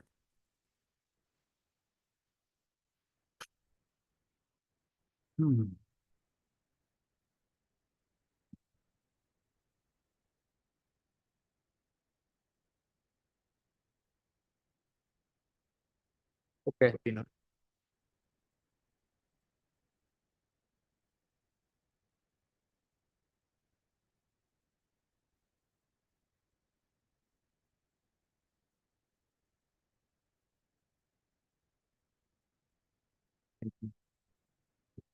So whether this subsistence allowance was paid for the aforesaid period? Subsistence allowance দিছিল নেকি সেইটো সময়ত? নাই। নাই দিয়া. Nothing was paid, my instruction is. Not paid.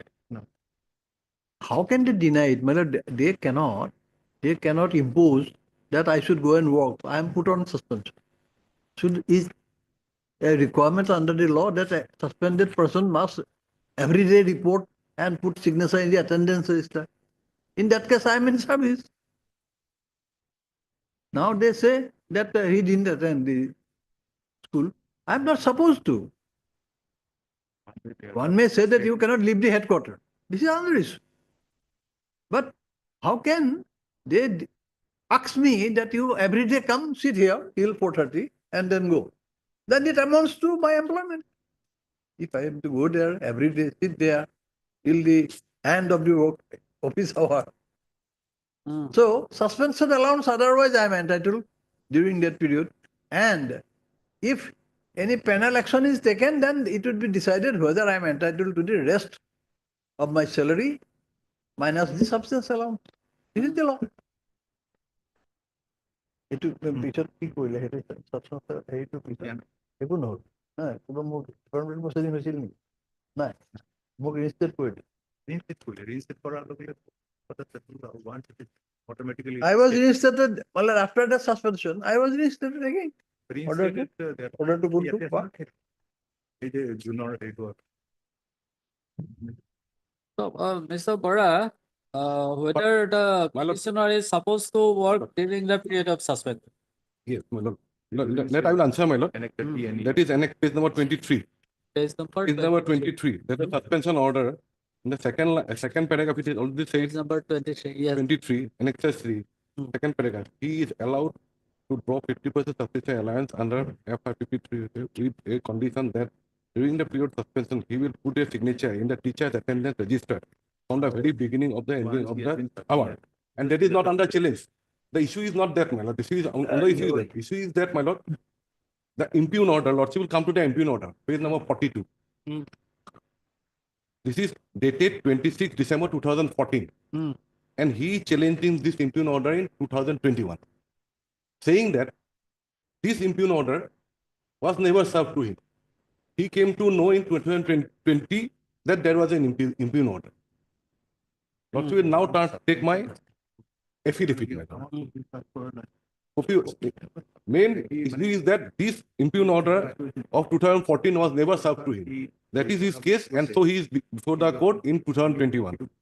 Lordship will take up my affidavit. Mr. Bora, whether FR 53 1A contemplates such a condition?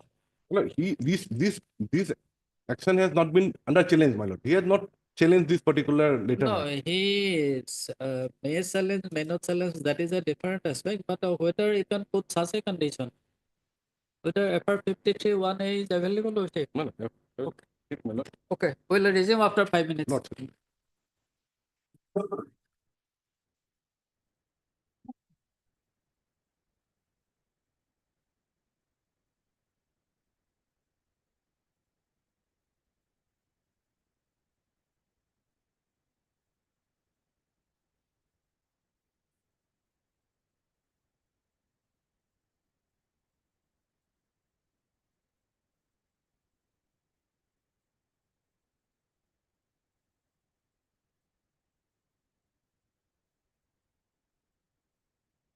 Lord will go to the fair, my lord. What is the fair? He is challenging the impugned order of 2014, saying that this 2014 order is not known to me till 2020, and he gives an application to get that particular order.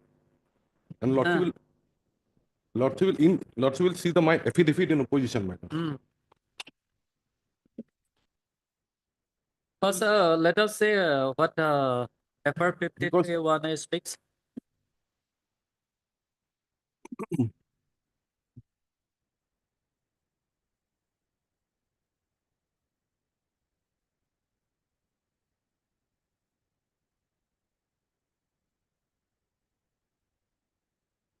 One is that the subsidy allowance at an amount equal to the leave salary which the government servant would have drawn if he had been on leave, or the half of the average pay, or the half pay of the, in addition to the additional dearance allowance based on such leave.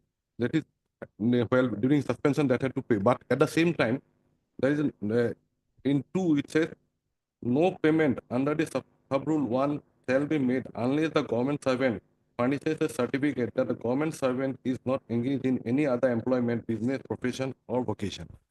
He should not be engaged in during the suspension period, any vocation or vocation, my lord. That is one, my lord. Here the issue is that particular impugned order.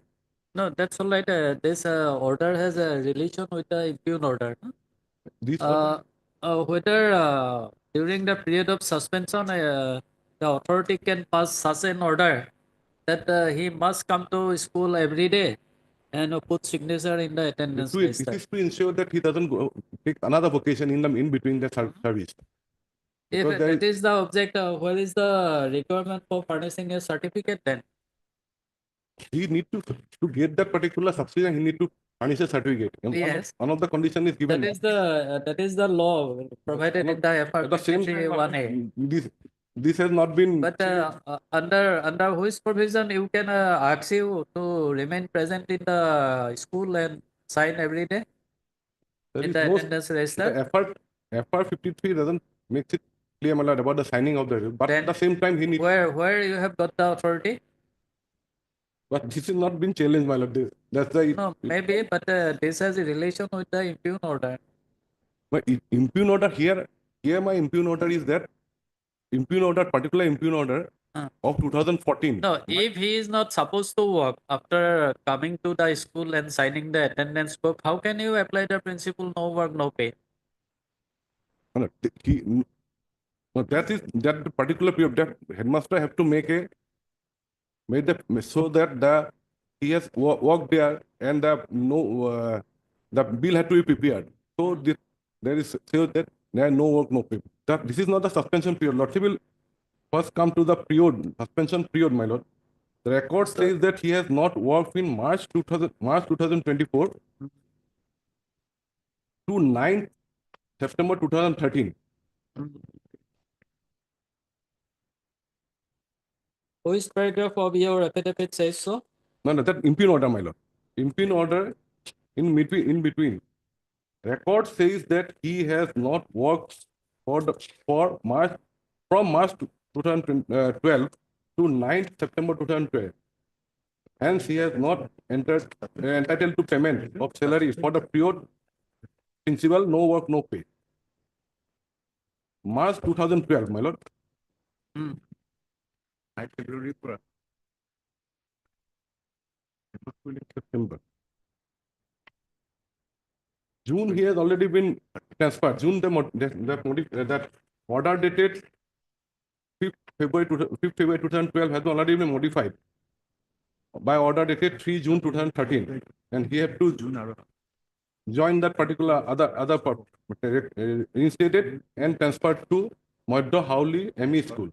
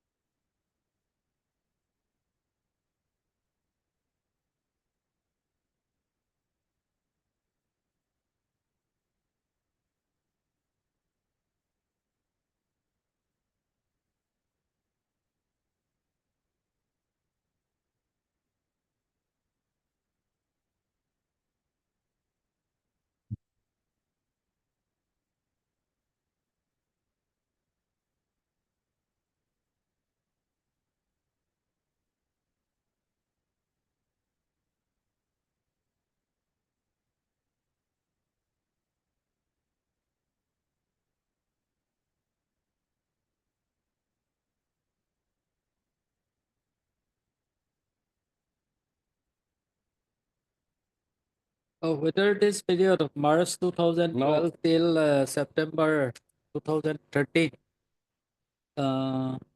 is the suspension period.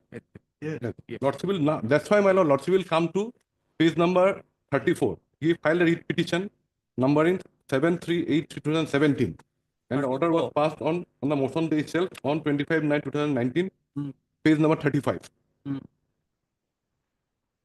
Yes. And after proper verification, it needs required to be paid, my lord.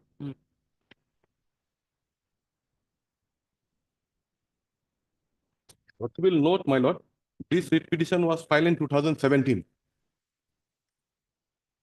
And this writ petition in 2017, he had not produced that particular order of 16 December 2014.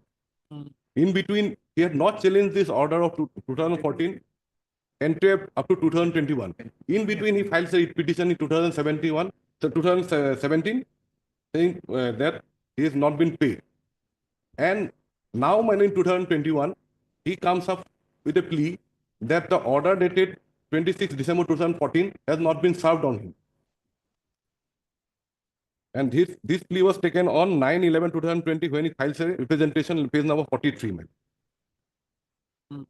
That if order has been passed and it has not been served, he has not. Whether any disciplinary proceeding was initiated against Well, him. the record doesn't say that no, doesn't say that the disciplinary Then proceeding how is can initiated. you apply this principle? My lord, Work Lordship of will, pay? Lordship will turn to my affidavit, my lord. My preliminary objection is that he has suppressed this particular fact that in 2014 there is an order and he knew it, there is an order, it was served on him and he has signed that particular order and he has not challenged it. And in 2017 also, when he came to the court, he has not taken in record brought in record or suppressed the particular fact of order dated 2014. Lordship will turn to my affidavit, my lord. There are two ways this order has been communicated. One is by peon book. Lordship will find in page number 11, 10 and 11, my lord. Now, Lordship will turn the main thing by page number 12, my lord. That is the impugn order dated 26 December 2014, my lord. This order was served on him. Lordship will see in the down below, my lord. Petitioner has put his signature on 7/1/2015. he had received this order, and he had not challenged this order challenged this order till 2021. But in between, in 2017, he has filed a writ petition suppressing this order. And 2021, he has come before the court that this order. Merely because he has not challenged this order, He can has it be challenged said this that order. he has suppressed it? Now he is challenging it. No. Earlier, because of he has not challenged the order, can He it be has- said that he suppressed it? Because his contention is that this order has not been signed, never been served upon me. Not will see the signature down below. No, yes, 7/1, one 2015. signature is there. Yeah.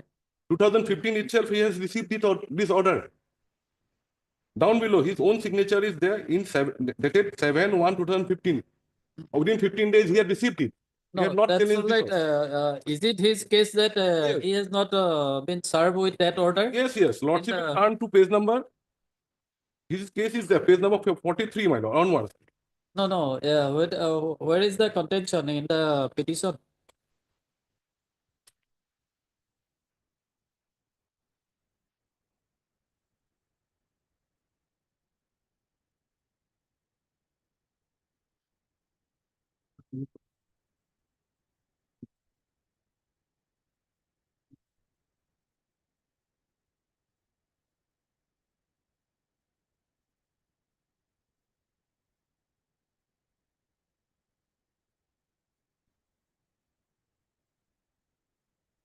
Paragraph 9, my lord.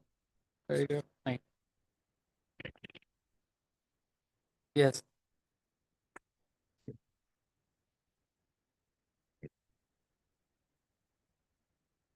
Yes, my lord. Sorry, my lord. Paragraph 8, subparagraph. However, the petitioner did not receive any such impugn order, office order dated 26/12/2024 till communicating the instant letter dated 8/9/2020 by the respondent number 5. His main contention is that this letter has never been issued, he has not received it. So he come before in the year 2021. In fact, he has received within 15 days on 15/1/2015 itself. So my main content, my preliminary objection is that he has not come with clean hands, my lord. This order was known to him in the year 2015. In 2017 also he had filed a case where he has suppressed this order, and now he takes a plea in 2021. This order has not been supplied, and this order has attained finality, my lord. This order and suppressing the fact, this writ petition has been filed, challenging the particular order of 2014. And his signature reflects everything, my lord. I have annexed the particular peon book is also there, and his signature is also there that he has received that order. And his contention is that he has not received. That's why that particular annex had to be made, my lord.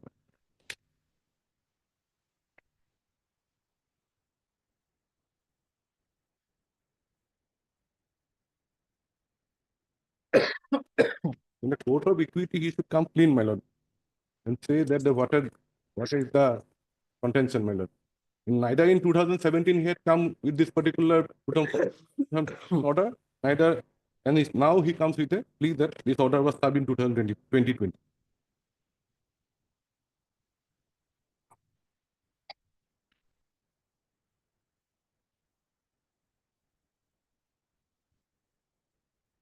Yes, any reply from the defendant or petitioner side?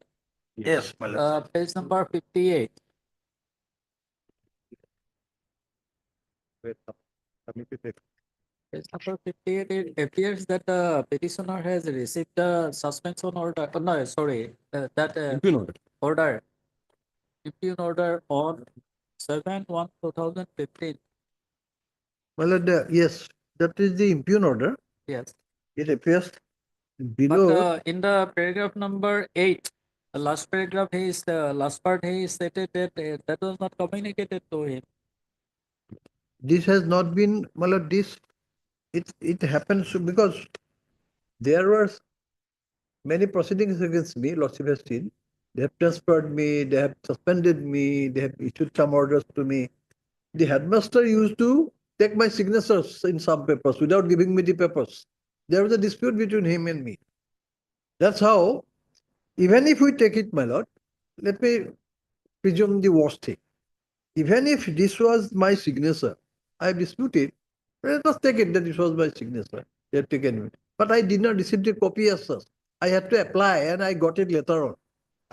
Contention is that whether an illegal order will deprive me from my rights, which are continuous, which are continuing rights. I have a, You come to this page number 58.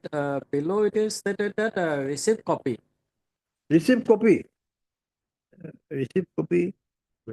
My copy is not very clear, my lord. It's a I do signature, not my lord. really- But Below signature. so Below far, signature. Lordship will see the page 11, that peon book. I don't see any signature there. No, this is a peon book. Peon book is going to Peon book, normally peon book should have been. then the signature One. itself, this makes it clear, my lord. I His don't own see any signature. signature in the peon book. If they have taken it to the person concerned with the peon book, he is supposed to sign there. There is no signature. In my copy, my lord, that is 11 internal copy, page 11. One of the is peon book. There are two methods of supplying peon book as well as signature. Signature, he has done it later. That peon book is very authentic. Peon book, it takes to the person concerned and takes his signature and delivers the copy. Here it is not there. This makes a gulf of difference. Some signatures taken, copy not given. So I am not aware. I didn't pay that time that attention because my disputes are there already. I came before this court. Thereafter, again in 17, when I came before this court, they should have raised this. That already that issue has been denied. 17 And, is on disposal. And after 2 years, the petition was disposed of. 19, it was disposed of. 17, petition was filed. They could have pointed out that, look, there is already an order. They could have pointed out.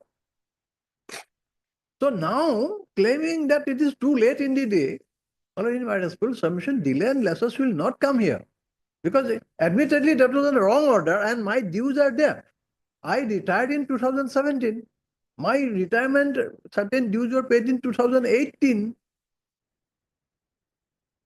Then I said that, well, I have got less amount. What is the reason? I asked for that. Then they told me that there is already an order denying you those benefits. What is that? Then I applied RTI and they gave me this copy. They could have said that time also, no, you have already been given that copy. Look, reference to this yuan book, your signature, this and that. They didn't say all that. They gave me a copy. Then I came before the Honorable Court. And all fairness, if supposing, why should I hold it back to me when it is against me? I would have come against that. I didn't get the copy. Had it been given to me, I would have challenged it 2017 itself. I filed. I was before this Honorable Court. So I didn't have this, therefore I could not. They also didn't point out at that time. Okay, Mr. Bora, if a disciplinary proceeding is not started against him, how can you apply this principle? Exactly. No work, no pay. I didn't This- so that report that ultimately he was reinstated. And I forgot also one thing, my lord, in the order itself, copy to everything, his person's name is also there and the signature is also there. All the person who has the copy has been No, given. that's all right. You answered my query. That how can you apply that principle? No work, no pay. That discipline, that record doesn't reflect that discipline proceeding has been, because he was reinstated later on, my lord. In 2013 itself, he was reinstated. That is not there. How can you pass such order? No work, no pay. No work, no pay, my lord. He have to give a certificate also here that as per the FR53, my lord, that he has not worked anywhere during the period of suspension. That's why that order was there that he to attend the school. And he had to give a certificate also that during that particular period he has not entered into any other vocation. That also have to keep.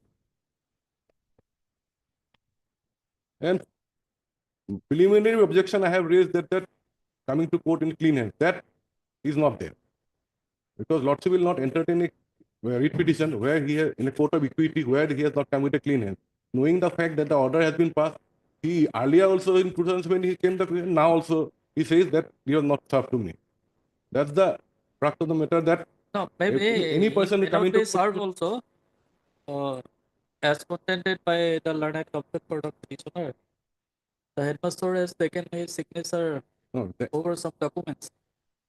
it cannot be. He's not a If, grade 4 employee, if my you lord. He's have a teacher, served my it- lord. No, Mr. Bora, if you have served the copy to him, where is the signature in the peon book then? A peon book, everything will not be claimed. A peon book Why? is that service, it is there. Why? The peon book has been made, my lord.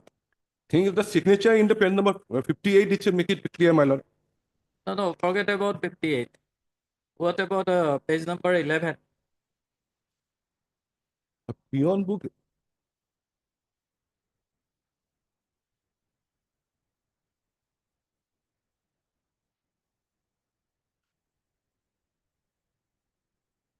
this is one of the document, my lord, I have annexed, my lord. The peon book, it has also been made available to serve the petitioner. This is your document, Then my document, my lord. page number 11. Page number 11, so my document, my lord. This is made to Where is serve the it. signature of the petitioner there?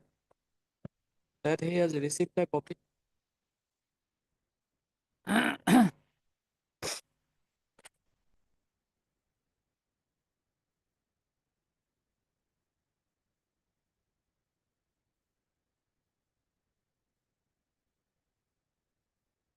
There is no such signature.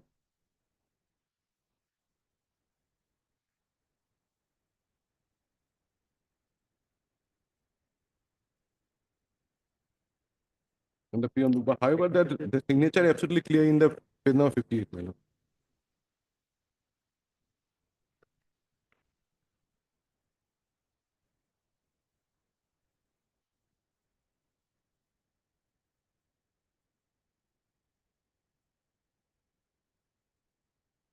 Whether the record of the department is available with him.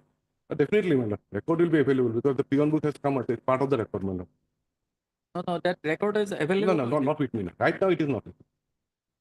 What is the record? We will see. How can you pass this order? Page number Not- 42. Not, Without drawing any disciplinary proceeding against him. not. It will allow me some time to get the record, my lord. We'll keep it as part of the heart, Mr. K.K. Mohanto, learned senior counsel assisted by Mr. Satri, learned counsel for the petitioner, Mr. Bora, learned standing counsel for the BTC. Heard it part, list the matter on 15th of May. Hello, let So as to enable Mr. Bora to produce the entire file relating to the present petitioner. let it be 20, my lord. 20. 20. Obliged.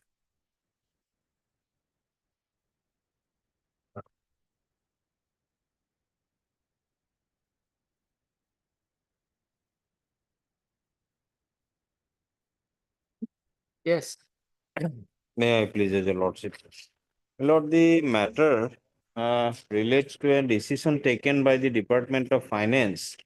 Lord, that the service of the petitioner, my lord, cannot be, my lord, in fact, I had been regularized, but the financial benefits cannot be extended due to some irregularities while the, my lord, my appointments were made long back, my lord. Lord, in fact, the petitioner was appointed, my lord, in the year 2001 as an Hindi assistant teacher, my lord, in a school. And later on, my lord, his service had been adjusted, my lord, in a vacant post, my lord. And since my adjustment, my lord, I had been continuing till date, my lord, till today, my lord, and without any salary, my lord, given by the government. There are various of communications are there, my lord, regarding my service. If my lord may be pleased to take When up. your service was adjusted against the vacant post? Yes, my lord, it was adjusted on, my lord, long back. My lord may be pleased to find the adjustment order is at page 33, lord, annexure 4. Yes. May I read, my lord? In pursuance of the government letter number dated so and so received from the Secretary to the Government of Assam Education Department, Dispur, Guwahati 6, the service of so and so honorary Hindi teacher of Thokro High School is hereby regularized by the way of adjustment as Hindi teacher senior in the scale of pay of rupees so and so, as per the rule, admissible with immediate effect against the vacant post of Indira High School, Bhai Sri Ranjit Kumar Talukdar, senior secondary school, transferred, my lord. So this is the adjustment order, my lord, and this has been done admittedly by the inspector of school, my lord, in response to a letter from the respondent number one, This my is lord. in the year 2001. 2001, my lord. Since 2000. then, you have not receiving any salary No, my lord. No. till today. Till today, my lord, and the communications after communications, reports after reports, now they are in a situation, my lord, they want that as my appointments are irregular, so I should be, my lord, thrust out from my job, my lord. And now I am 54, 55 years of age, my lord, at this moment.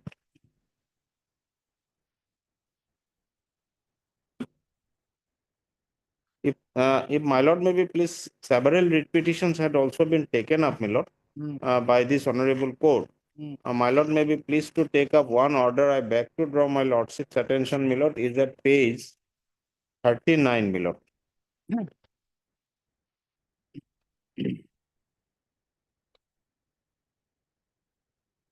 This is a petition, my lord, filed on 2002, my lord. So and so heard letter rule issue calling upon the respondent to why it should not be issued, prayed and oblique or further order should not be issued. This court may deem fit and proper. Rule is made return. Also notify Mr. R. Chaudhary, learned senior government advocate, accept notice. Also notify the parties that the prayer for interim relief shall be heard on the next returnable date till such hearing the operation of the impugned order dated 3/9/2001 and 19/10/2001 annexure 8 and 9 so far as relates to the petitioner shall stand stay. Now, my lord, by these two orders, which, my lord, this honorable court was pleased to stay, was an order, my lord, which was adverse to me, therefore, my lord, which I did put into challenge the same in the said writ petition, my lord. My lord, I have annexed those orders also in my this petition also, my lord. This is, my lord, kindly I am troubling my lordships with page number 36, my lord.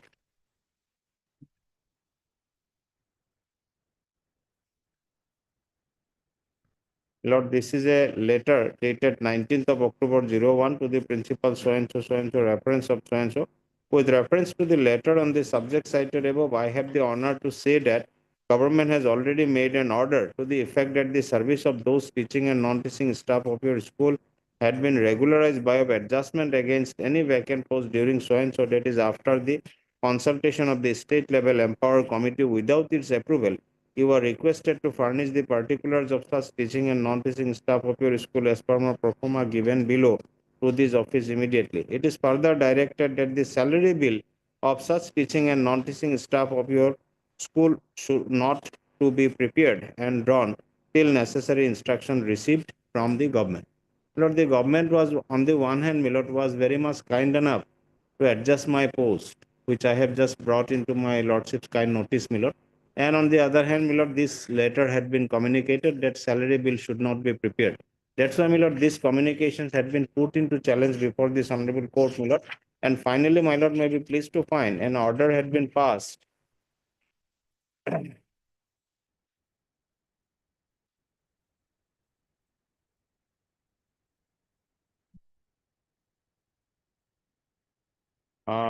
Basing on the, my lord, this interim order at page 41, annexure 8, my lord. Peruse the Honorable High Court's order dated 18/02 under so and so. Peruse the application. Findings: the petitioner, Sri Altaf Hussain, was appointed by the managing committee of so and so school, which is an ad hoc school, and subsequently his service was adjusted in Indira High School, Gwalpara, against a vacant post of Hindi teacher. As per the record, the petitioner, Sri Altaf Hussain, also not selected a candidate for not appointment in provincialized school. Therefore, adjustment of his service in Indira High School was wrong and illegal. My lord has kindly noted that the school was not a provincialized one. It was only on an ad hoc basis at that relevant period of time when, my lord, my appointment was affected.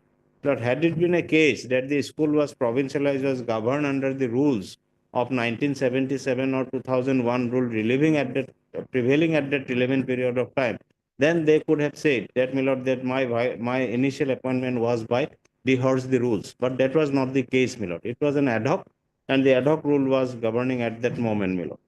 Now, my lord, therefore, order in view of the above finding, the order of adjustment of service of so and so is hereby cancelled. It has been any lawful around for the illegality claiming the post which is holding, he may file an appeal before the undersigned within 15 days, and that will be considered as per provision of the existing rules. So, my lord, I had been directed to file an appeal, and accordingly, my lord, basing on that direction, I have preferred an appeal. My lord may be pleased to find that appeal is at page number 43, my lord. An appeal against the order number dated passed by the director so and so, Altaf Hussain so and so. So, my lord, the entire facts I have narrated, and in the prayer part, my lord,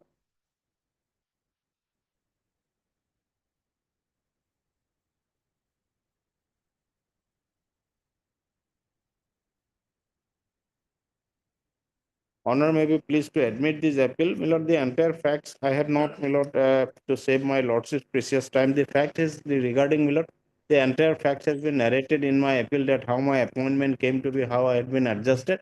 And later on, my lord, I have prayed that it is prayed that your honor may be pleased to admit this appeal, hear the parties and set aside and quash the impugn order dated issued by your honor, and restore the appellant in service as Hindi teacher at so and so school of Gwalpara. Now, my lord, when this appeal was also not considered, my lord, then I again approached before my lords, before this honorable court, my lord, at page 48. My lord, is another order passed by this honorable court, my lord. My lord, maybe can skip the few paragraph. The second paragraph, my lord, I am reading, Annexure 10.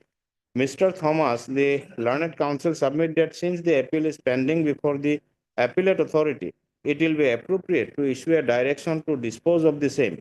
Considering the submission made by the learned counsel for the parties, I am of the considered opinion that the writ petition need not be detained here.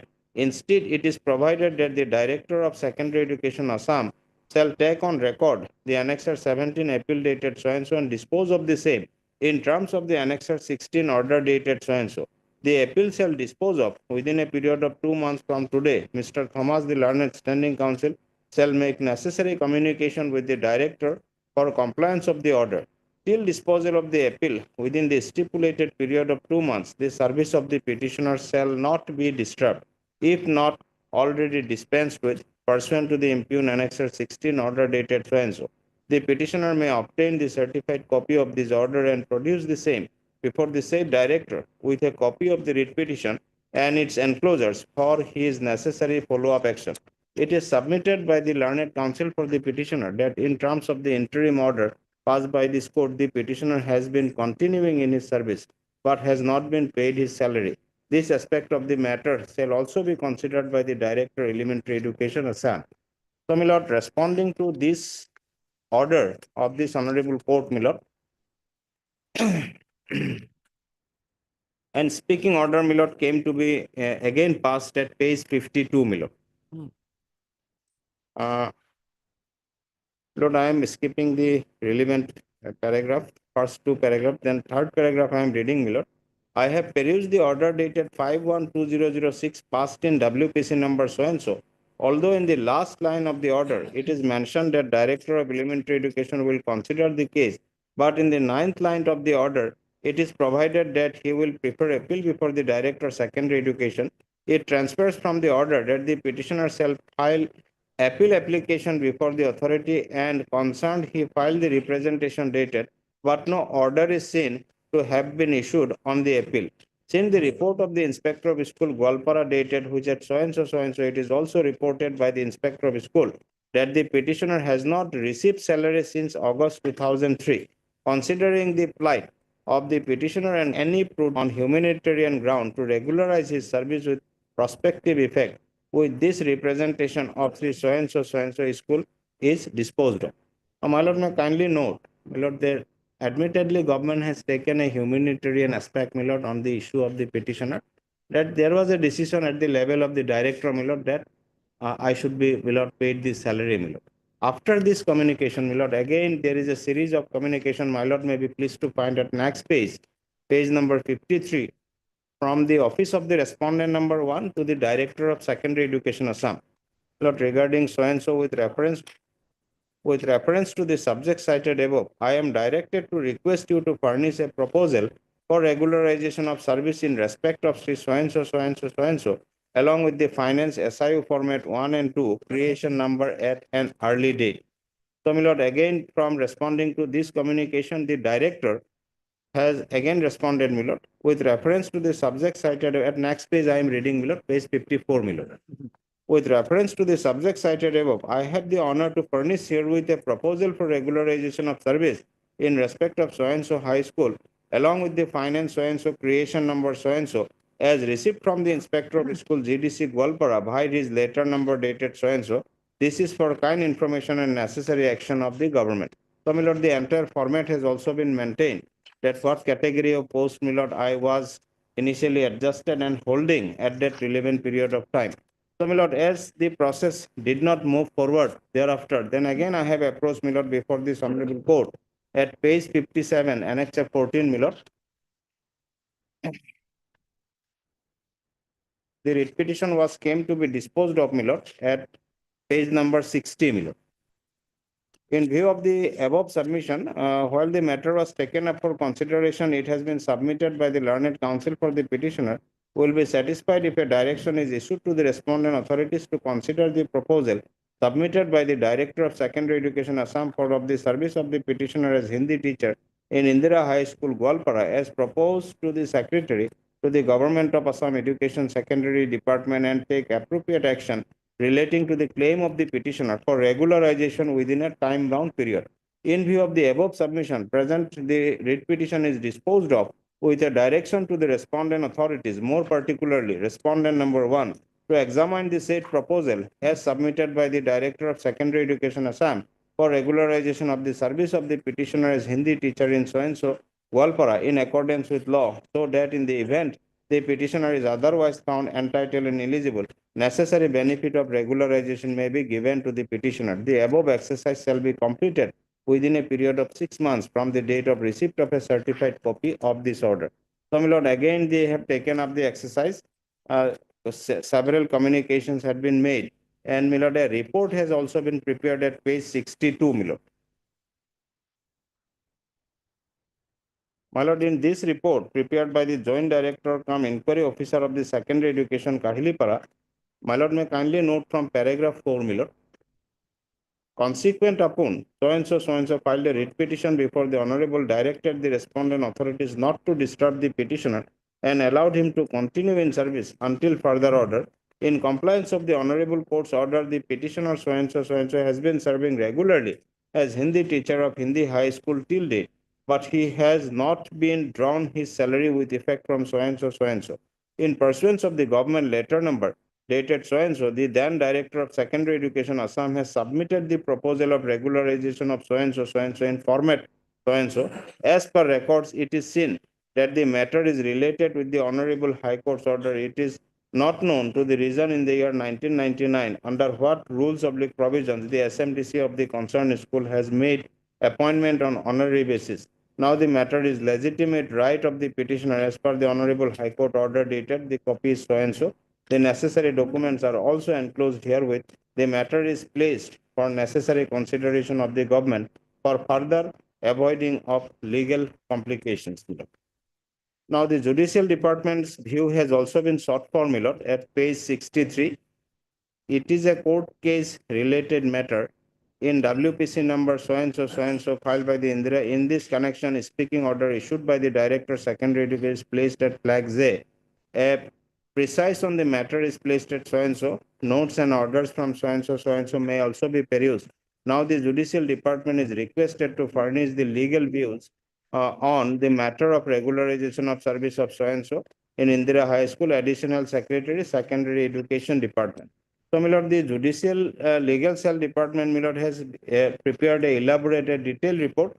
I will not trouble my lordships with the initial factual part, but, my lord, the last paragraph is important, my lord. Since admittedly, my lord has got it, my lord, page 64. Since admittedly service of the petitioner was not dispensed with and thereby made him to work for a period for more than 20 years, and therefore non-consideration of his case would cause great injustice. However, there may be legal difficulties in regularizing his services as proposed. Therefore, the department may consider to adjust his service against the proposed sanction post, and there may not be any difficulty since post is available, and there are numerous instances of such adjustment of service of honorary teachers in Assam. Accordingly, the department may consider his case for adjustment prospectively on humanitarian consideration as proposed, and this may be done in substantial compliance of the Honorable High Court's order dated so and so. The department may act accordingly. This is the approval of the LR Assam. So, my lord, the judicial department has also taken a considerate view, my lord, perusing the various history of such features, my lord. But the impugn order, my lord may be pleased to find, is the at page 65. The finance department has, my lord, defied. Finance department observed that under what provision of so and so submitted his proposal of so and so who has been illegally appointed. So finance department expressed its inability to consider the proposal. This is communicated as per the views of so and so department via endorsement dated so and so. Now, my lord, the finance department has unilaterally held that my appointment is not legal or illegal. Now, therefore, they have expressed its inability to bear my salary expenses. So it had been lastly communicated by the additional secretary to the director, my lord, is at page 66, annexure 21. That the due to the, my lord, inability of the finance department, my prayer for regularization or payment of salary, my lord, cannot be exceeded.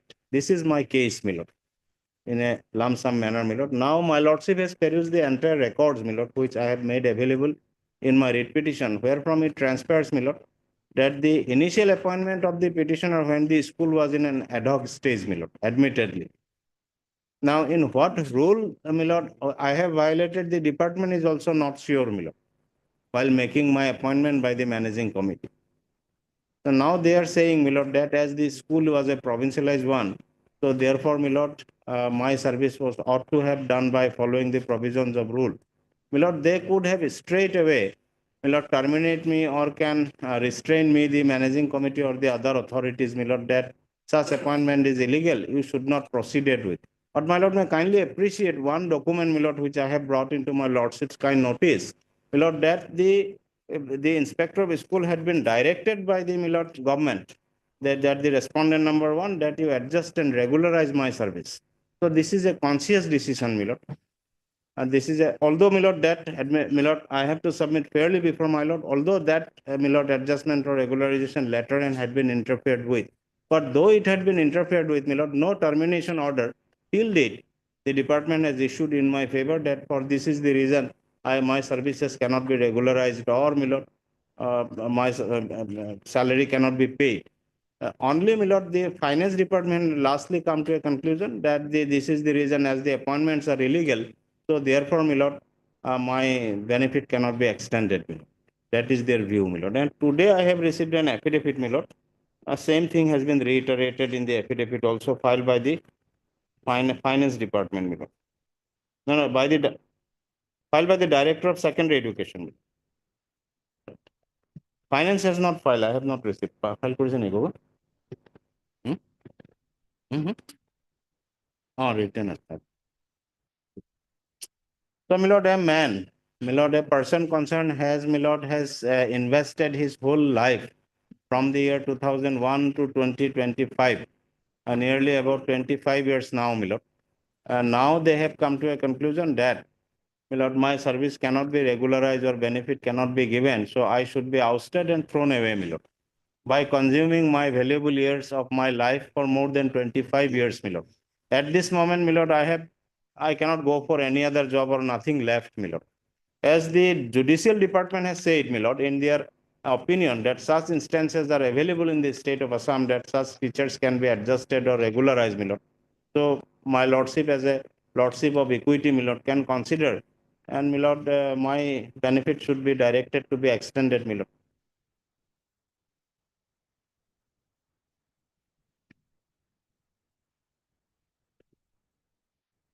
After the reply, my Yes, lord. Mr. Kaushik.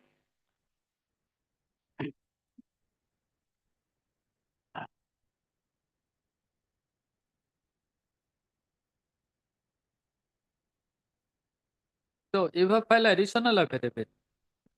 Every. One actually- এখন পাচ্ছি। File আজিও নাই। This is the only affidavit, 3rd of October. Not additional, affidavit in opposition. Yes, your affidavit is of dated 3rd of October 3rd of 2024. October 2020. No, no, this is file. Yes, আমি আজকে পাইছি। filed on 3rd of October 2024. Yes.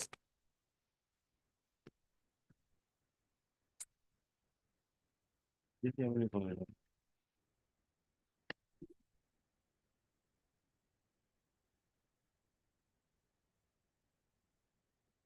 Well, the basic issue which will call for consideration, my lord, in our affidavit at page 70, paragraph 10. Yes.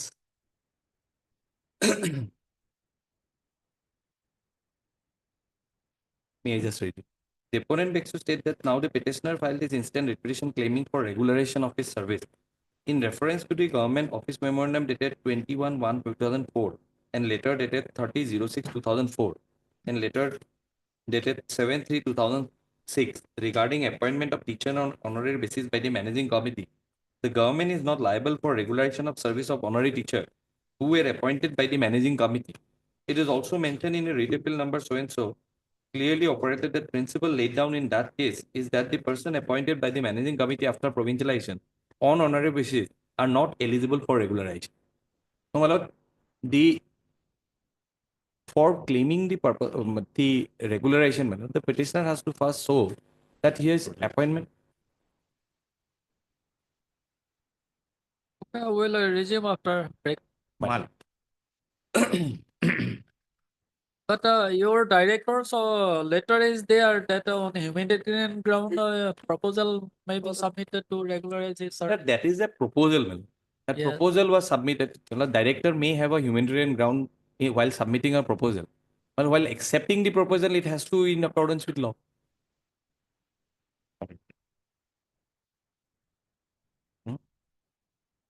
So what was the last court order?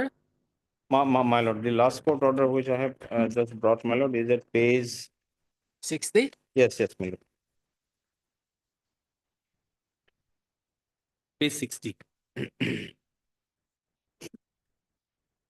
Page 60, the operative portion is that in view of the submission, present writ petition is disposed with a direction to more particularly respondent 1 to examine the said proposal as submitted by the director for regulation of service of the petitioner as Hindi teacher in accordance with law, and in the event the petitioner is otherwise found entitled and eligible, necessary benefit for regulation may be given to the petitioner. So in compliance, well, this speaking order was passed.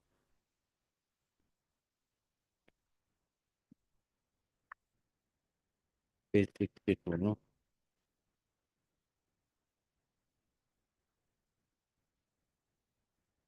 So regarding this Annexer 20, on what basis the finance department has arrived at a conclusion that the petitioner was appointed illegally? Well, that is because the school in which the petitioner was initially appointed, my lord, before his appointment, the school was provincialized. So the managing committee, there are judgment of our High Court, my lord, in two judgment, in Jahangir Alam case, and subsequently it was upheld by the division bench in Ramani Kolita, that the managing committee has no authority to appoint any person in a provincialized school. So their initial appointment itself is wrong.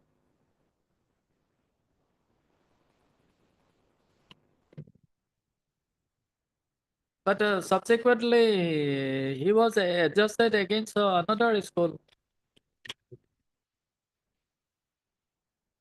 That was interfered with him. And that too, that school is also a provincialized. And the office memorandum which we rely in 2004 in our affidavit also clearly says, my lord, that after a provincialized, the managing committee, No role. my lord, Has no role. has no authority, has no power to appoint. And those honorary teachers cannot claim for regularization. We'll resume after break. Mal. Obliged.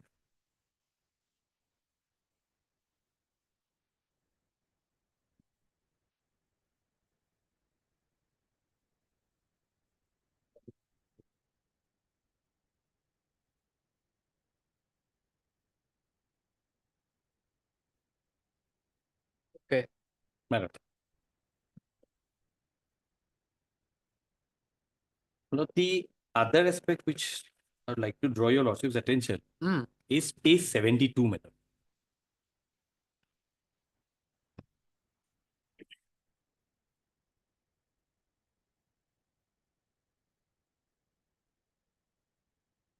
Yes. My lord. May I read the findings of this order? Hmm. The petitioner Sri Altaf Hussain was appointed by the managing committee of Torko High School, which is an ad hoc school, and subsequently his service was adjusted in the Indira High School, Goalpara, against the vacant post of Hindi teacher. As per record, the petitioner Altaf Hussain was not selected candidate for appointment in provincialization school. Therefore, the adjustment in his service in Indira High School was wrong and illegal. In view of the above finding, the order of the adjustment of so and so in is hereby cancelled. If has any lawful ground for legally claiming the post he is holding, he may file an appeal before the undersigned. Within 15 days, he will be considered for the provisions of the existing rule. Now, my lord, this order, You are referring to page number? page 72, this is also a part of the writ petition. My lord. Page 72 is a affidavit, my lord. No, part of- no, page 72 is an order. Is Dated it 3rd of June 2013. 21st of August 2003. No, Or your lordship may refer to the writ petition also. This is also a part of the writ petition, page 41.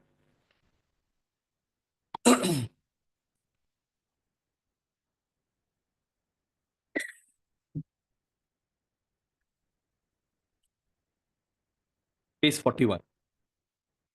yes. By this order, my lord, the adjustment of the petitioner earlier was cancelled. And this order remained unchallenged and uninterfered with.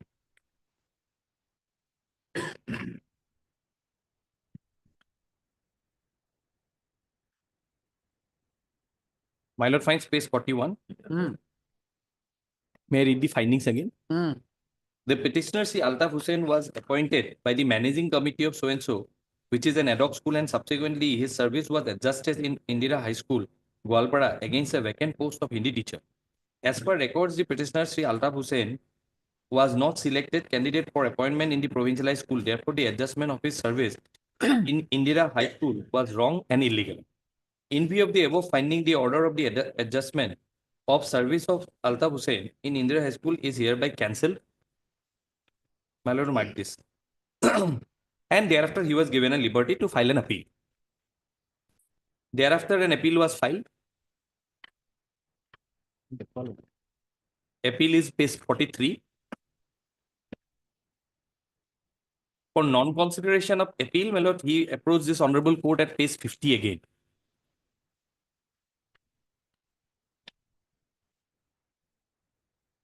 Hmm. Though this order was challenged in that petition, in page 50 petition, but this order was not interfered by this honorable court.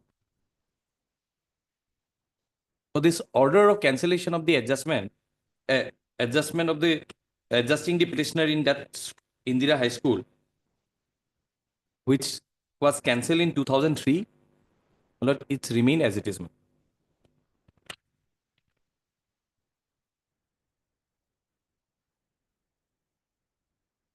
And here also, my lord, in this writ petition, this order is not put to challenge.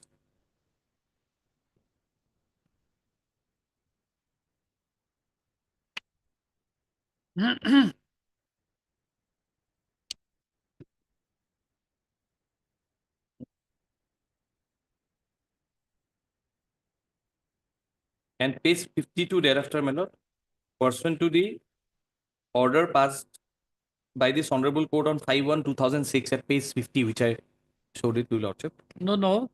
To directly not interfere with that order, the court held that if the service of the petitioner had not already been terminated by the appointing authority, he should be allowed to continue. He should be allowed to continue only on the, because, why, my lord? Because taking note of that order of 2003, where he was given a liberty to prefer an appeal. Hmm. As the appeal was pending, and therefore he was allowed to continue. Be that as it may, my lord, the cancellation order, the cancellation order of 2003 has not been set aside by this honorable court. And till date, No, that may order not be remains. directly, but what does it mean that he should be allowed to continue? He should be allowed to continue. Melody, may I just read the order? The grievance raised in this repetition in respect of No, you come to last slide. No, Melody, kindly see on what context this order was passed. Hmm. The grievance raised in this repetition is in respect of Annexure 6 order dated 21/8/2003. That was a challenge. By which, in reference to order passed by this court on 18/2/2002 in WBC number 777 of 2002, and on perusal of material on record, the order adjustment of service of petitioner was cancelled. While passing the impugn order dated 21/8/2003, it was provided that it would be open for the petitioner to prefer an appeal before the Director of Secondary Education Assam within 15 days from the date of passing of the order. And it appears that the petitioner preferred an appeal on 3/9/2003 before the Director's Annexure 17. But when the appeal was not disposed, the petitioner approached this court by filing the writ petition. Writ petition was entertained by order dated 26/9/2003, and an interim order was provided to the petitioner, observing that if the service of the petitioner had not already been terminated by the appointing authority, should be allowed to continue. Mr. So-and-so standing counsel submits that the appeal is pending before the appellate authority. It will be appropriate to issue a direction to dispose the same. Considering the submission made by the learned counsel, I am of the considered opinion that the writ petitioner need not detain here. Instead, provided that the Director of Secondary Skill take a record of the Annexure 17 appeal and dispose the same in terms of section 6, in terms of Annexure 16, order dated 21/8/2003. The appeal shall be disposed within a period of 2 months. So, my lord, that was an interim order when the writ petition was filed on a pleadings that the appeal has been preferred and the appeal is not yet disposed. And therefore, under that situation, that interim order was passed, which subsequently, yes. Then I will continue, my lord. Mr. Thomas so-and-so, standing counsel shall make necessary communication for compliance of the order. Till disposal of the appeal, within the stipulated period of 2 months, the service of the petitioner shall not be disturbed if already not dispensed with the pursuant to the impugned annexure order dated 21/8/2003. The petitioner may obtain the certified copy of this order and produce the same before the authority with a copy of the writ petition and its enclosure. It is submitted to the learned counsel for the petitioner. Terms of the interim order passed by this court, the writ petitioner has continued in service but has not been paid his salary. The aspect of the matter also be considered by the Director of Elementary Education Assam. So his continuation was pursuant to an interim order which was extended for a period of 2 months. And thereafter, my lord, page 52, this order is passed.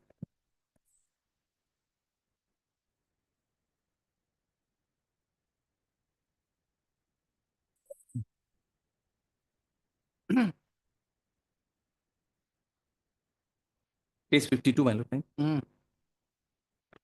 Seen the letter dated 26/2012 from the governor. No, you come to a particular person. My lord, I have perused the order dated 5/1/2006 passed in WPC number so and so. Although in the last line of the order it is mentioned that the Director of Elementary Education will consider his case, but in the 9th line of the order it is provided that he will prefer an appeal before the Director of Secondary Education.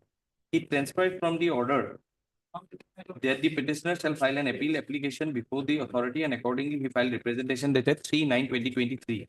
But no order is seen to have been issued on that appeal. Seen the report of the Inspector of School dated so and so, it is also reported by the Inspector of School that the petitioner has not received salary since August 2003. Consequent the plight of the petitioner and considering the fact that his office did not take any prudent action to terminate his service, the government may consider his case on humanitarian ground to regularize his service with prospective effect, with the representation of Sri so-and-so is disposed of. So it is just a recommendation for consideration of his prayer for regularization. Wherein, yes, and the word uses may, my lord. Here, the director by this order also has not recalled its earlier order of cancellation of the that order of 28/1/8/2003. May not So- be, but in substance, what does it indicate, this order? Look, this order indicates nothing. You know. This order is merely a proposal to the government. Now it was left to the government to decide his question of regularization in accordance with law. Now this regularization, thereafter the deliberation, thereafter the petitioner again filed another petition, that is 4511 of 2015, and the final order in page 59 of WBC number 4511 of 2015. There also this honorable court did not interfere with the earlier order passed by the director, nor it did interfere with the speaking order that was passed in pursuant to in compliance of the Honorable High Court's order of 51/2006. Page 60 is the order, second paragraph, my lord. The Honorable High Court directed the respondent authorities, more particularly respondent 1, that is the government, to examine the said proposal as submitted by the Director of Secondary Education for regularization of service of the petitioner as Hindi teacher in Indira High School, Goalpara, in accordance with law, so that in the event the petitioner is found entitled and eligible, necessary benefit of regularization may be given to the petitioner. Thereafter, the deliberation from page 61 to page 64 are the communication between the department, and finally at page 65, because the government, to examine the issue of regularization, requires to take the opinion of the other department, the judicial department, personal department, and the finance department. And the finance department at page 65 has rejected the proposal for regularization, holding it that the initial appointment of the petitioner was illegal.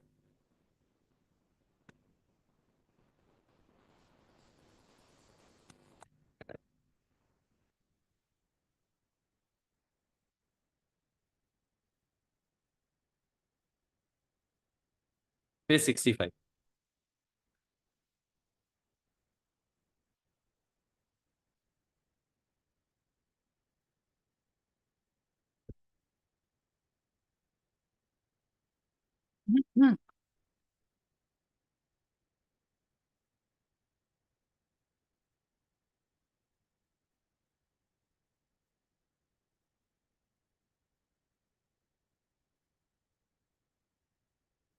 Now, though in the petition, your lordship will kindly see the first two paragraphs of the writ petition. The petitioner claims to have been initially appointed as a Hindi teacher by the managing committee of the said school, while later dated 4/2/1999. Though it is not expressly disclosed, but that the school then was a provincialized school.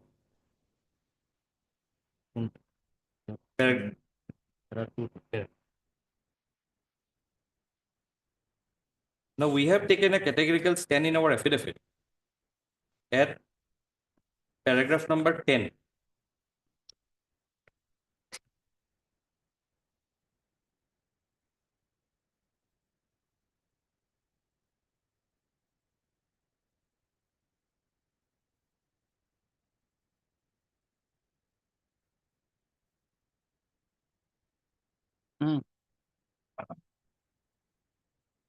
The deponent begs to state that now the petitioner filed his instant writ petition claiming for regularization of his service in reference to the government office memorandum dated 21/01/2004 and later dated 30/06/2004 and later dated 7/3/2006 regarding appointment of teacher on honorary basis by the managing committee.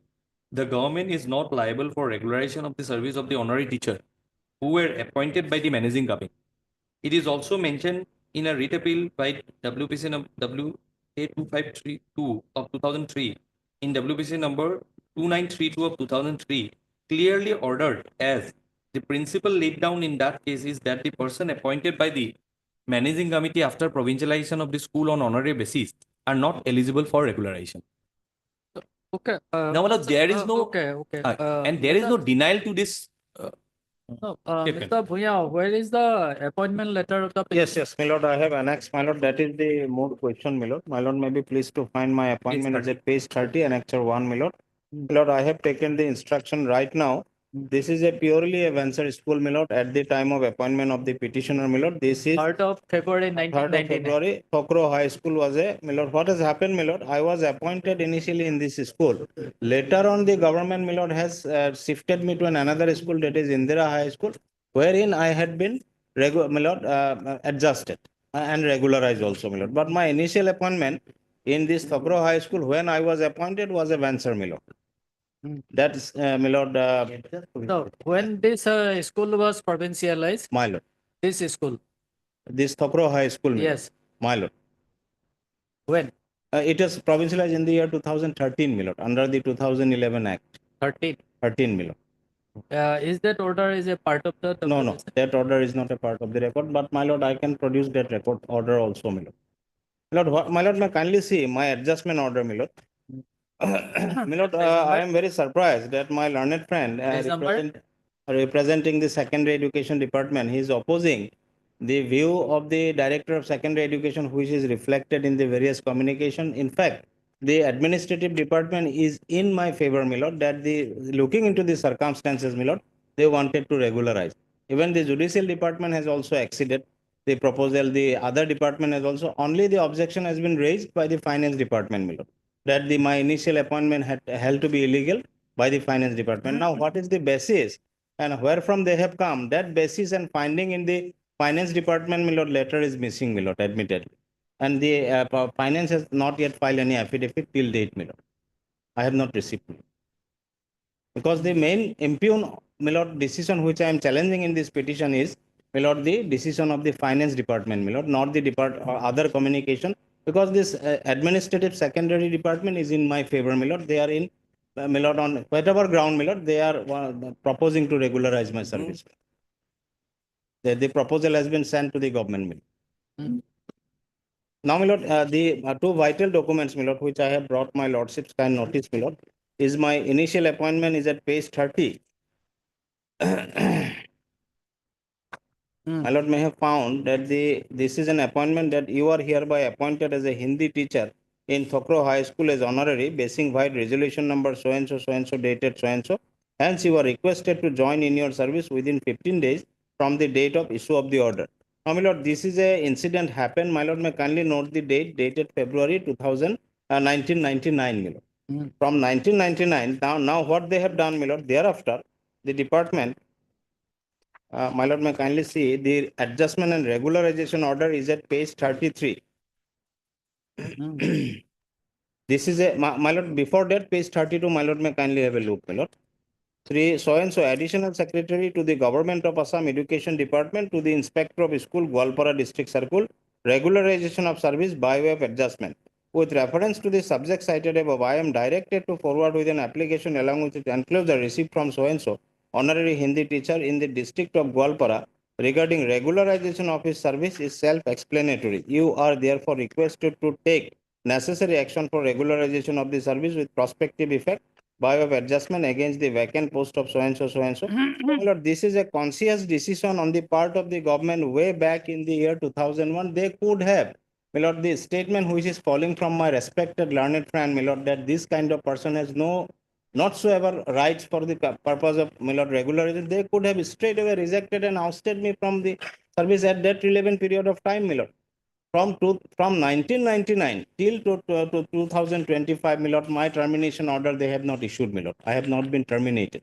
Only the communications which they are making with a positive hope and legitimate expectation has created in myself, my lord, that my service would be regularized in due course. My lord has already gone through the various, and my lord, my friend has also said that I have not challenged the order of cancellation of my adjustment. It is not required, my lord. The subsequent events which has happened, my lord, they have said that there is a proposal has been sent for the regularization. Then why should I challenge this order of cancellation of my adjustment, my lord? That is the, and in fact, my lord, this school, Phokro High, this Indira High School, my lord, my instruction is that it had been provincialized in the year 2013, but the service of the petitioner due to all these incidents, my lord, has been left aside and his service has not been provincialized, my lord. Indira 2013. 2013. Indira. Now it is his instruction. So when he was adjusted in the Indira High School, My then the Indira High School was Provincialized 1 million. No, provincial, That at that relevant period of time, it was not provincialized. not provincial. Subsequently, in the year because my lord, that instruction I was lacking, and even I have taken a telephonic instruction from the petitioner just at the break hours, my lord. To that effect, my lord, if my lordship wants, I can bring all these things on record also by an additional affidavit. So look, May I better you should place it on record. Yes, my lord. It is because, vital, my lord. Those are vital documents. I can place it. They are saying that at the relevant time Yes, of his yes. appointment, the schools were provincialized. Both That the is correct, my schools. lord. That is If correct. My that lord, has- whatever my learned friend has said, my lord, I have full respect to the, my lord, we cannot defy the proposition of the law, my lord. When something is settled by this honorable court, by the division bench and the other, my lord, learned single judge has also relied on that the regularization cannot be done in a manner, my lord, wherein there is a rule of law is governing, my lord. Now, here is a case, it is an exception, my lord. My lord, may kindly appreciate a person, my lord, who has been allowed to continue to work from the year 1999 till date. My lordship is well aware from Uma Devi to Nihal Singh's, my lord. They have said that if in a substantive vacant post, if a person is worked without any court's interim order for more than 10 years, then his case as a one-time measure come under the consideration of regularization. Those judgment I have not placed today, my lord, but it is, if I bring on those things on record, my lord, I will place Okay, before better my you place it on record. my lord, I will place it. Well, let my friend bring both the provincialization of Orco High No, School it with is initial- easier. It is easier for them, my lord. My friend is Lord, my- responsibility has been casted on me. My- They are the my- government, my lord. It My is Lara easier for senior them, my friend lord. has accepted that he has telephonic instruction and he can produce it. Well, it's No, no. better if he can produce it. I will try, my lord. Definitely, I will try, my lord. But it will be very easier just on a telephonic call. His officers can come and hand it over No, the. we'll also try. my lord. But because if the argument is that the Indira High School, where the petitioner was regularized, has been provincialized in 2013, Correct. well, there is the fallacy in the argument, my lord. Because then the 2001, how can a person be regularized in a school which is a venture school, my lord? Correct. So that aspect, my That is mismatch, my lord. Mr. Kosik, Well, the problem is that some of the officers of your department, they can do anything. Correct. They can do anything. So, Respected and therefore, my lord, the humanitarian consideration in case of a regularization has been proposed. my lord. No, they are also human being. I am also a human being, my lord. I have also a family. Now, my learned friend is very interested to oust me out. I am not blaming him, my lord. His officers at this moment, my lord, after extracting my 30 years of valuable career, my lord. Now I will be nowhere, no job, my lord. I should die, my lord, in starvation. That is the situation, my lord. These are things, my lord, not very appropriate to submit before my lord, but these are the reality, my lord. reality, My lord. they heard Mr. A.R. Moya, learned counsel for the petition, and Mr. E. Kosik, learned standing counsel for the respondent in secondary education department.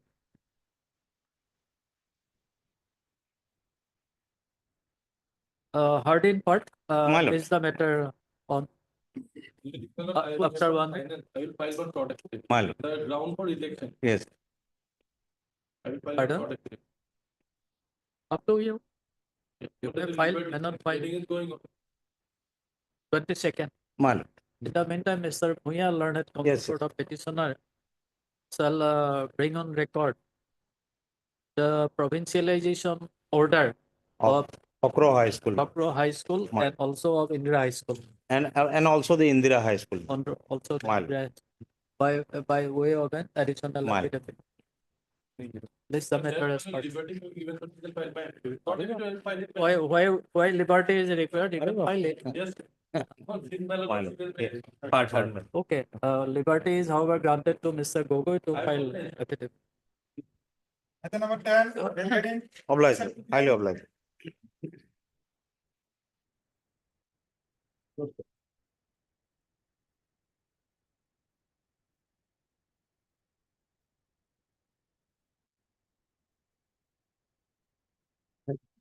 Met, please, your lordship. Here in this case, lordship, the petitioner's main ground for renewing his prayer for bail is at page 66 and 67, lordship. As in 68, 68, 67, 68, lordship. That the grounds of arrest were not communicated to him at the time of arrest, lordship.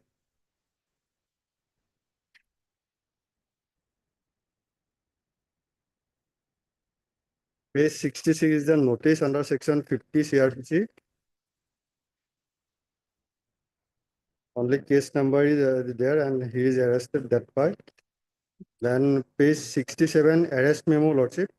No grounds were there.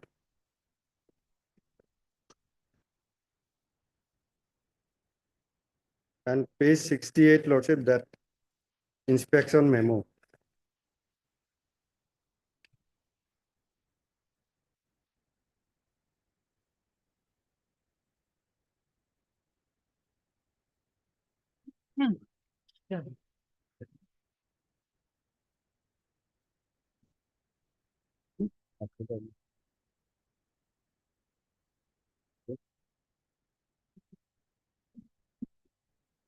Yes, So- Mr. Pathak. Yes, my lord, in this case, my lord, earlier, your lordship has rejected the bail application twice on 23/1/24 and 23/9/24, my lord. No, And forget about earlier orders. Yes. Now they have on Yes, my different. lord, regarding the present, my lord, yes, my lord, admittedly, my lord, from the notice under section 150 CRP, it reflects that notice under section 50 served, but therein no mention about the grounds of arrest, my lord. Hmm.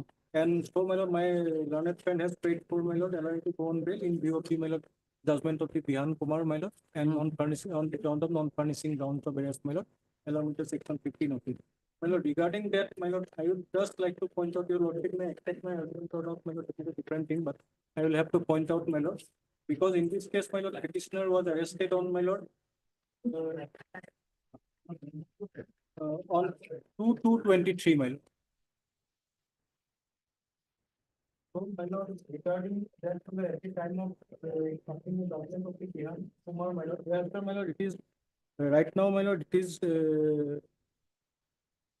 mandatory to serve the grounds of to furnishing my lord, information of grounds of arrest along with my lord section 15 or my lord notice under my lord BNS along with the grounds of arrest to the accused person. My lord, regarding that, I am not going to argue on that point because my lord Supreme Court has already decided that in any case I will have to. It is the duty of the my lord prosecution to furnish information regarding grounds of arrest to the accused person. But here in this case, my lord, what happened, my lord? That Bihan Kumar's judgment, my lord, is mainly based on my lord earlier judgment of Pankaj Bansal, my lord. And judgment of Pankaj Bansal also, my lord, regarding was decided on 3/10/2023.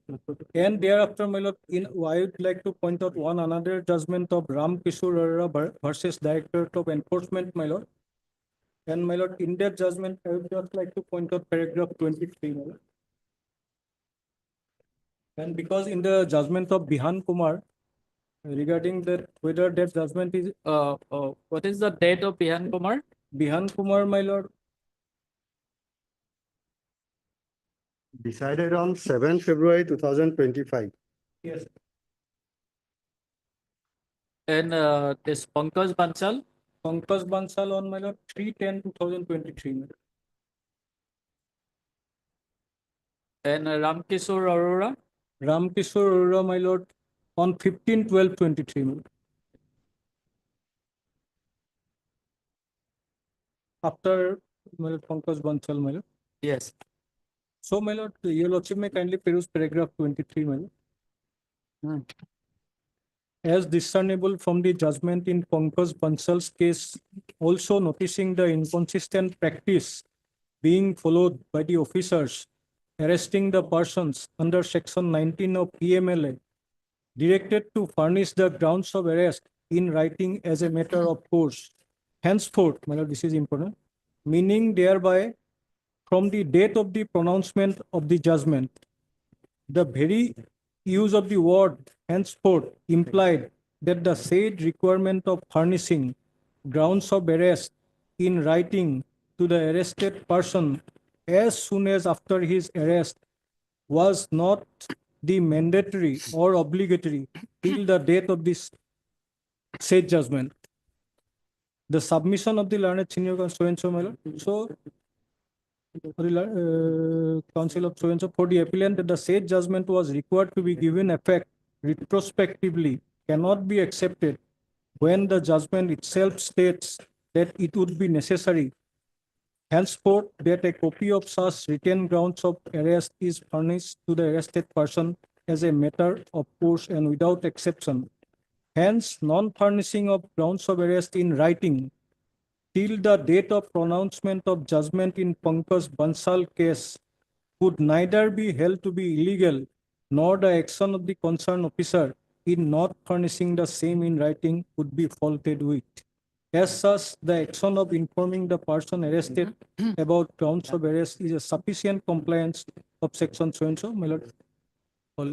Otherwise, my lord, it has been specifically mentioned the judgment, my lord, of the Pankaj Bansal, my lord, will affect it prospectively. My lord. So considering that, my lord, in this case, because arrest was made prior to that on my lord 2223. So my lord, already notice served to the accused person because earlier, my lord, the plain reading of the my lord, I would just like to point out on the basis of that judgment, my argument is that, my lord, at that point of time, there is no requirement of furnishing, my lord, grounds of arrest in writing to the accused person. And, my lord, it is specifically mentioned in Bella Trivedi's, that is, my lord, in Ramkishore Arura's case, that Pankaj Bansal case be effective only prospectively. Then, my lord, petitioner at this point of time, my lord, cannot claim the benefit of Bihan Kumar. My lord. And considering all these, my lord, regarding the materials, earlier your lordship has rejected twice, my lord. So materials on that point, my lord, already your lordship has gone into. No, they are not on merit of the Yes, case. not on They are merit, on my lord. different ground. Regarding, my lord, my from that point of view, my lord, at that point of time, my lord, it was not, my lord, mandatory to comply with the provisions of the, my lord, that specifically that. That At aspect that is, point of time also, my lord, section 50 notice was served to the accused person. It is not that, my lord, provisions were not complied with. At that point of time also that was complied with, but at that point of time there is no specific clarification that accused need to be furnished those, my lord, grounds in writing. Only the accused need to be informed about the grounds of arrest. In, my lord, article 22 and, my lord, in other, your lordship, I would just like to point out provisions for a moment, my lord, because earlier there is no such requirement of furnishing grounds of arrest in writing because there is the plain my lord, article 22, my lord. I would just like to point out, my lord. Article 22, protection against arrest and detention in certain cases. No person who is arrested shall be detained in custody without being informed. My lord, so it is not that the petitioner at that point of time was not informed. He was informed by furnishing the, my lord, notice under section 50.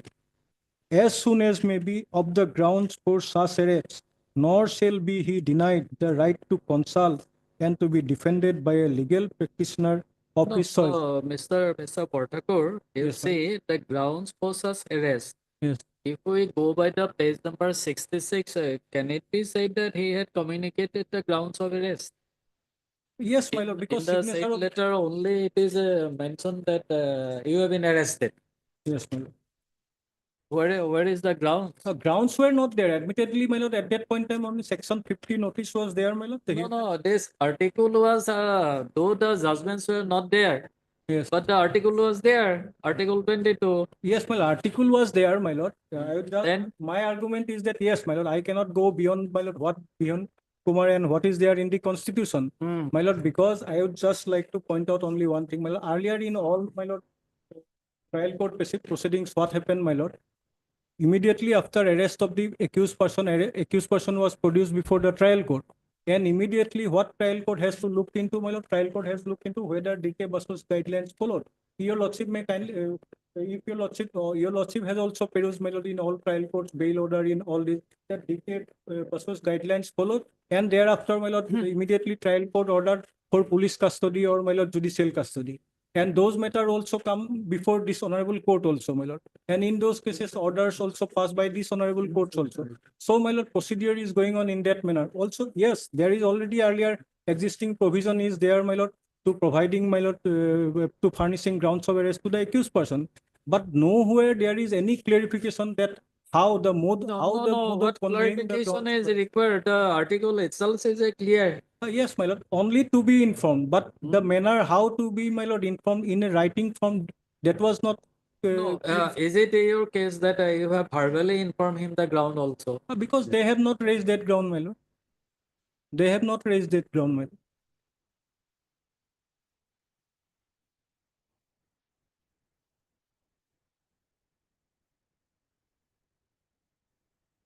Otherwise, my lord, how can I cannot go beyond the tomorrow? What is there in the, my lord, provisions of the constitution, and, my lord, what is there in the Bihan Kumar? But, my lord, for in view of the judgment of, my lord, Ram Kishore Arora, and in view of the judgment arrest in this case, my lord, that is prior to, my lord, 4/10/23. So, my lord, I am pointing out that at that point of time, only requirement is providing information to the accused person regarding grounds of arrest, my lord. It is not at that point of time required to furnish, my lord, grounds of arrest in writing, because there was no such clarification. Only after these judgments of the Supreme Court, those things were clarified. And now, my lord, any procedure, any investigating or any agency Yes, is bound to Mr. follow the- Ahmed. Lordship, here in this case, Lordship, that my learned friend has referred to the decision of Ram Kishore Arora. That paragraph itself, your Lordship will find that relates to PMLA, section 19 Maybe, of maybe. PMLA. And it is regarding Pankaj Bansal. Now I am taking your Lordship to that Prabir Purkasta judgment. Prabir Purkasta judgment discussed about Ram Kishore Arora judgment, and then relied on constitution bench judgment of the Honorable Apex Court that it is mandatory to communicate the grounds of arrest in writing. So that their judgment is still No, there, no. Lordship. Regarding the proposition of law, there is no quarrel. But the Lordship. question is whether the decision of the Supreme Court in Bihan Kumar Lordship. will be prospective or retrospective. No, I am not on Bihan Kumar. Bihan Kumar did not rely on Lordship Constitution bench judgment of Honorable Apex Court. But if your Lordship kindly turn to Prabir Purkasta judgment, which I have, Where is that judgment? I have just handed over to. Constitutional bench judgment. Yes, constitutional bench judgment discussed here, Lordship, in paragraph.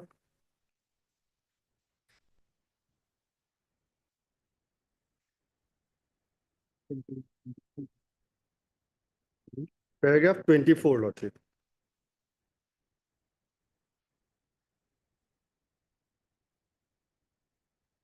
Taking into consideration of Ramkishore Arora judgment, this judgment was passed.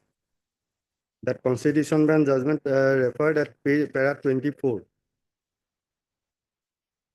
And findings given at paragraph 28 on the basis of that constitution bench judgment. So even if we assume that Prabir Purkasta, that prospective, but that constitution judgment which is relied on by the Prabir Purkasta judgment, that cannot be said to be prospective. Lord. Okay, okay. You find out that judgment. Lordship. Placed before the court. That judgment, citation. Constitutional bench judgment. That copy.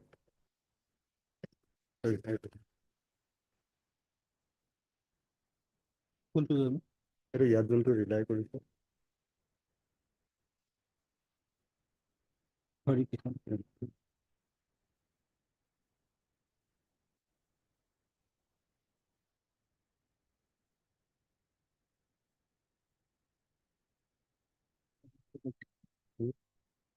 Paragraph number? Paragraph in the said judgment, it is in SCC paragraph 7, but I have got it printed out at Manupatra, so paragraph will be different, okay?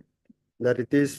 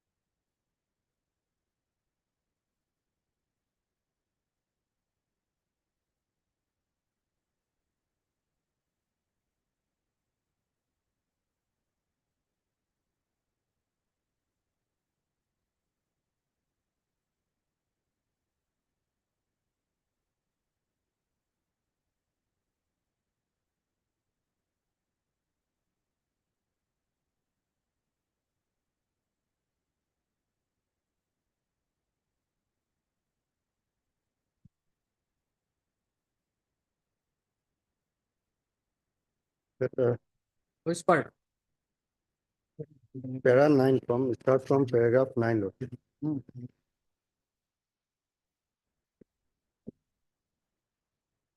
Yes. paragraph 8, Lord. The High Court dealing with this contention on behalf of the detainee come to the conclusion that under the Constitution, English still continue to be official language of state of Maharashtra, and that service of the order in English upon the detainee was sufficient compliance with the requirement of clause 5 of Article 22 of the Constitution. It also held that failure of the district magistrate to supply the grounds in Hindi did not have the effect of preventing him from making his representation to the authorities.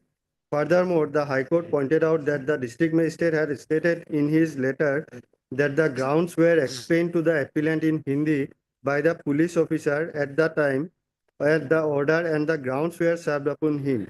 In the view of the High Court, therefore, the explanation or translation of the grounds by the police officer at that time he served those on the appellant should be deemed to be enough to enable him to make an effective representation against his detention. Mr. Bobde for the appellant has vehemently argued that the requirement of the Constitution had not been complied with inasmuch as clause 5 of the Article 22 of the Constitution required that the grounds on which the order of detention had been based had to be communicated to the detained person.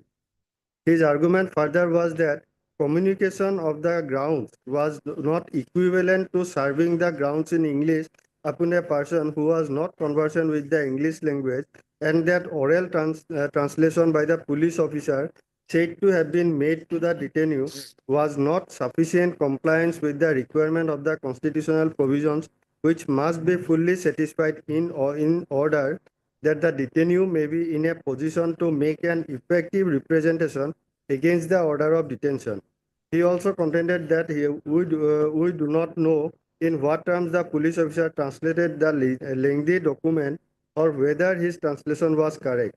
On behalf of the state of Maharashtra, the learned Attorney General first attempted to show the appellant knew English. In this connection, he has referred to affidavit. So this paragraph, Lordship may skip that communication we are not on. And paragraph 11, Lordship. We had not found by the it has not been found by the High Court that the appellant knew enough English to understand the grounds of his detention. The High Court was only stated that he has studied up to 7th Hindu standard, which is equivalent to 3rd English standard. The High Court negative the contention raised on behalf of the appellant, not on the ground that the appellant knew enough English to understand the case against him, but on the ground, as is already indicated, that the service upon him of the order and grounds of detention in English was enough communication to him to enable him to make his representation. We must therefore proceed to the assumption that the appellant did not know enough English to understand the grounds contained in many paragraphs as indicated above, in order to be able effectively to make his representation against the order of detention. The learned Attorney General has tried to answer this contention in several ways.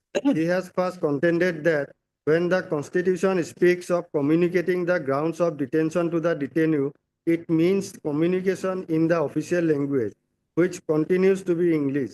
Secondly, the communication need not be in writing, and the translation and explanation in Hindi offered by the inspector of police while serving the order of detention and the grounds would be enough compliance with the requirements of the law and the constitution. And thirdly, that it was not necessary in the circumstance of the case to supply the grounds in Hindi. In our opinion, this is not sufficient compliance in this case with the requirement of constitution as laid down in clause 5 of article 22. To a person who is not conversant with English language, service of the order and the grounds of detention in English with their oral translation or explanation by the police officer serving them does not fulfill the requirement by law. As has been explained by this court in the case of the state of Bombay versus Atmaram Sridhar Vidya, clause 5 of clause 5 of article 22 requires that the grounds of his detention should be made available to the detainee as soon as may be, and that the earliest opportunity of making a representation against the order should also be afforded to him. In order that the detainee should have that opportunity, it is not sufficient that he has been physically delivered the means of knowledge with which to make his representation. In order that the detainee should be in a position effectively to make his representation against the order, he should have knowledge of the grounds of detention, which are in the nature of the charge against him, setting out the kinds of prejudicial acts which the authorities attribute to him. Communication in this context must therefore means imparting to the detainee sufficient knowledge of all the grounds on which the order of detention is based. In this case, the grounds are several and are based on numerous speeches said to have been made by the appellant himself on different occasions and different dates. Naturally, therefore, any oral transaction or explanation given by the police officer serving those on the detainee would not amount to communication. In this context, must mean bringing home the detainee effective knowledge of the facts and circumstances on which the order of detention is based. This is the facts, Lordship. Then paragraph 28 of the Probir Purkasto judgment, Lordship, may I kindly see. No, not necessary. Yes, Mr. Portakur. Otherwise, my lord, this case is not preventive detention, my lord. Here petitioner was arrested, my lord. So Yeah. prevented, maybe, but the law is the same, Yes. 22(5). Yes, my lord. That is what clarified in paragraph 28. What So your Lordship has- can you now say that No, my lord, how it is, how can I go against the decision of my lord? before this judgment in Ramkishore Arora, there was no judgment. Because my lord, when Supreme Court decided a particular issue, when those issues comes before the Supreme Court or before any other court, my lord, regarding the, my lord, whether that the judgment is prospective or not, my lord, those issues at that point of time not comes before the Bihan, before while at the time of passing the judgment of the Bihan Kumar. And my lord, regarding No, maybe, but yes, law was anyway, there. my lord, Law was there. yes, my lord, law was there. Then my lord, earlier it was also. but there was interpreted by earlier the no Supreme Court. clarification. My lord, it is also admitted position that, my lord, earlier in all trial court, my lord, orders regarding, my lord, granting, my lord, police custody, judicial custody, only DK Basu's guideline followed. And thereafter, my lord, the accused person was granted to police, granted for police remand or judicial custody. And thereafter, my lord, those matters not only comes before this honorable court, before Supreme Court also, my lord. In this way, my lord, in all those earlier cases, my lord, this process is going on. So, my lord, entire system is involved in the, my lord, not following, furnishing the grounds of, violating the, my lord, grounds of arrest to the accused persons.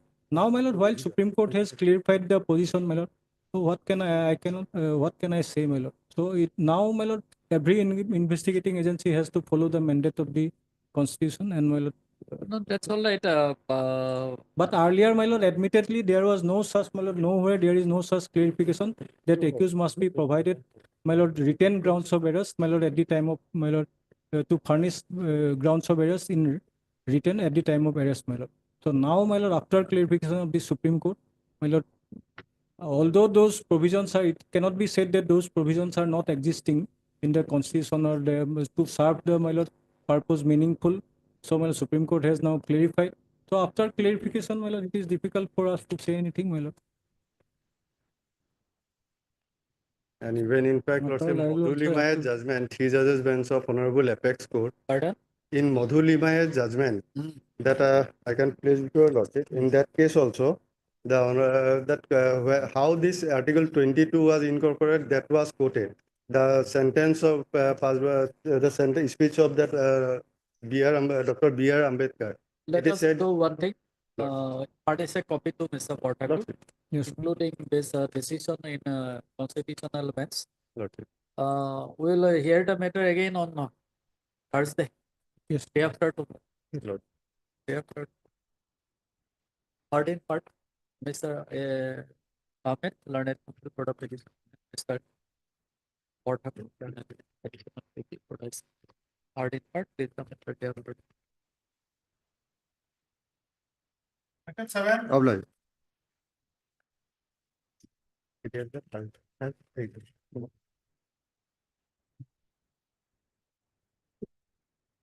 May it please your lordship. Yeah. Lordship, this writ petition has been filed for provincialization of service of the school teachers and the non-teaching staff. In the meanwhile, we have filed a IA, which is tag along. The IA for allowing for submitting of the online application for admission through the Darpan portal for the admission to my students, your lordship. And well, my prayer has been granted. Provide this case by your Lordship order. Lordship will go to it, provide it. Your lordship, my prayer is been awaited by this letter where the higher authority has been where the higher authority has allowed my prayer, which is under process, your lordship. Lordship may kindly look at this prayer letter.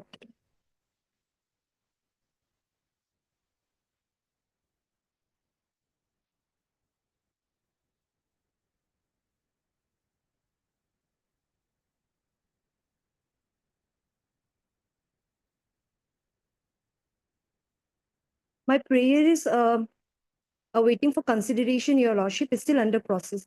So your lordship may kindly grant 4 weeks while this consideration is under process, your lordship.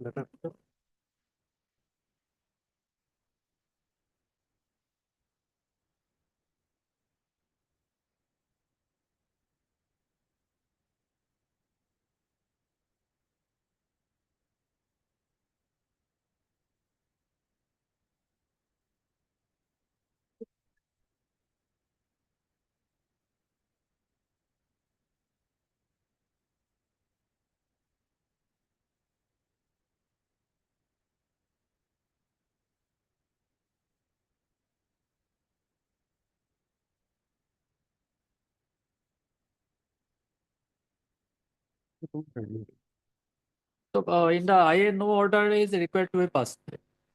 Lordship, until this process, the authority may consider my prayer, lordship. Till then, this IA may be pending, your lordship. IA? Maybe keep pending, your lordship, Keep for pending. 4 weeks.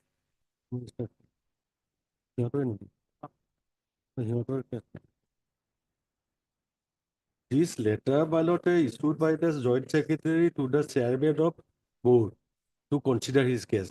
So, Lordship, this order is disposed of. That is also consideration. Not only Chairman, but also Director of Secretariat. So, this letter can be also considered, my lord, because Lordship will direct them to consider their cases as per regulation so and so. Ultimately, that is the order, my lord. Lordship can dispose of same case. my lord.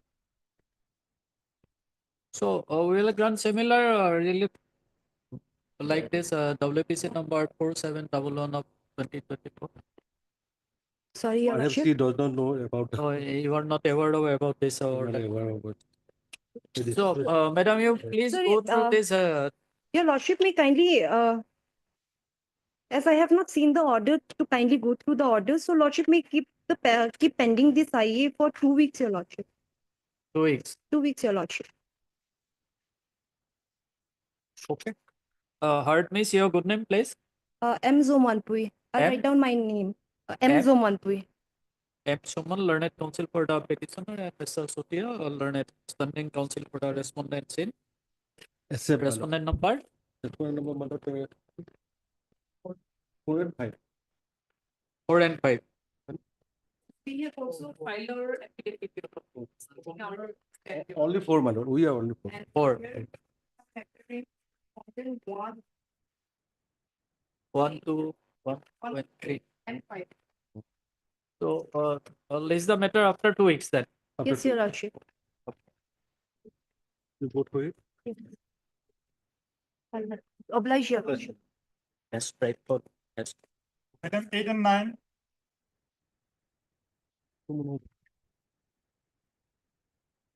Met result.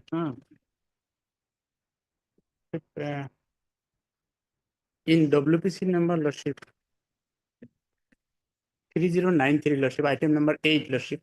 Your Lordship may kindly peruse order dated 9/8/2024, Lordship, for a moment. In 9/8, item number 8, item number 8. Lordship, repetition. 9th of August 2024.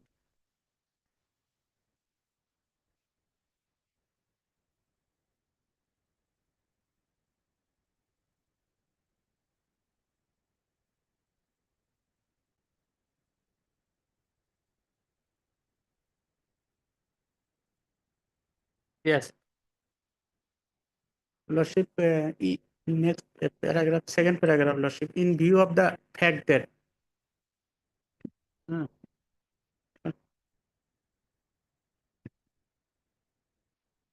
in view of the fact that the petitioner herein has been agitating his grievances since long, the respondent shall expedite the matter and proceed to issue the consequential order of provincialization of the services of the petitioner latest by 6/9/2024, Lordship.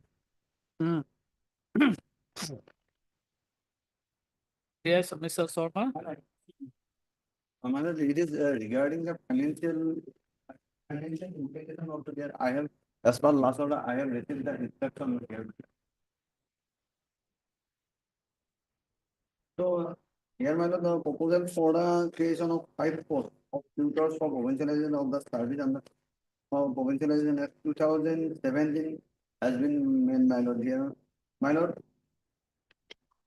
here incumbents, namely, my lord, Ranjit Das, Umar Ali Sheikh, Abdul Gofur, Arshana Kupon, and Bonti Hazarika. After re-examination of its cases and according to with the Guwahati High Court, my lord, this is requested to the government to look into the matter and accord the necessary approval for creation of the 5 posts of the tutors.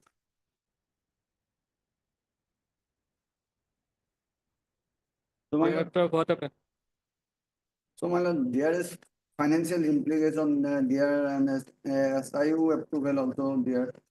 And this report is regarding, my lord, Umar Ali Sheikh in the contempt matter, my lord. So, process is going on, my lord. So, some time is required, my lord, here for financial approval. No, you say almost a year about to over since the order dated 9/8/2024, where it is clearly indicated that provincialization has to be done latest by 6/9/2024. There is financial implication is there. Financial No, approval that is cannot be required. the SIU approval that and cannot be financial the approval ground is for non-compliance of the order of this court. Mr. Sharma.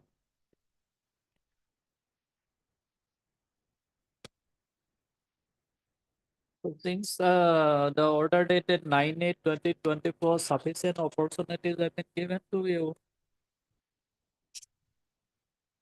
It is not only the matter of Department of Education, my lord, it is also financial matter also included here, my lord. Lordship, because Lordship, only due to mistake of spelling in my name in their part, Lordship. There is no that I was not eligible and some dispute between my eligibility and all these things. Only remains that my name is Abdul Gofur and they have written me as Abdul Tofur. And for which I am suffering since 2021, Lordship. And this is third round of litigation. Lordship. And that is why, Lordship, while issuing notice, Lordship, by order dated 21/6/2024, this Honorable Court indicated that provincial legislation has to be done. Order dated 21/6/2024 may also kindly be perused, Lordship.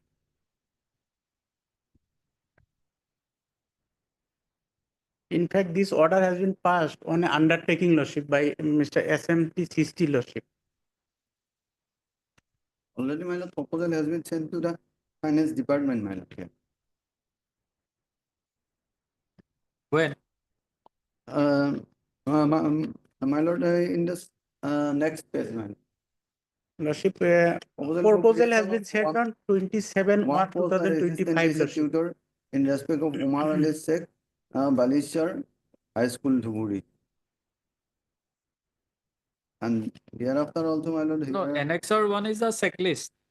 Yes. Checklist to be filled up and signed. By the Where secretary. proposal was sent to the finance department. Lordship, on 27/1/2025, Lordship. If your Lordship peruse the next item, contempt petition 532, Lordship. There is a the order itself is from the part of the report, Lordship. And in this connection, Lordship has already passed an order 17 of February 2025, Lordship. That will clear, Lordship. 17th February, Lordship.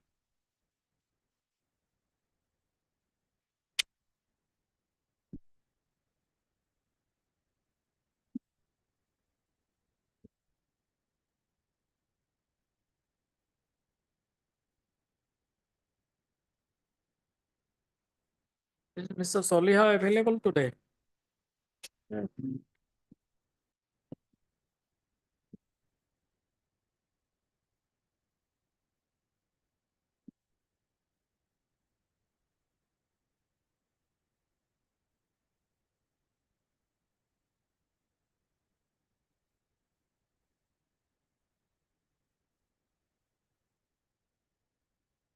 In fact, Mr. Solia informed this Honorable Court that the proposal as sent by the Education Department was in order.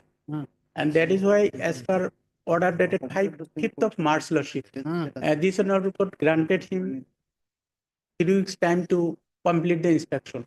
Order dated 5/3/2025 may kindly be perused of contempt petition, Lordship. And now he is saying that that proposal has been returned back to the Education Department.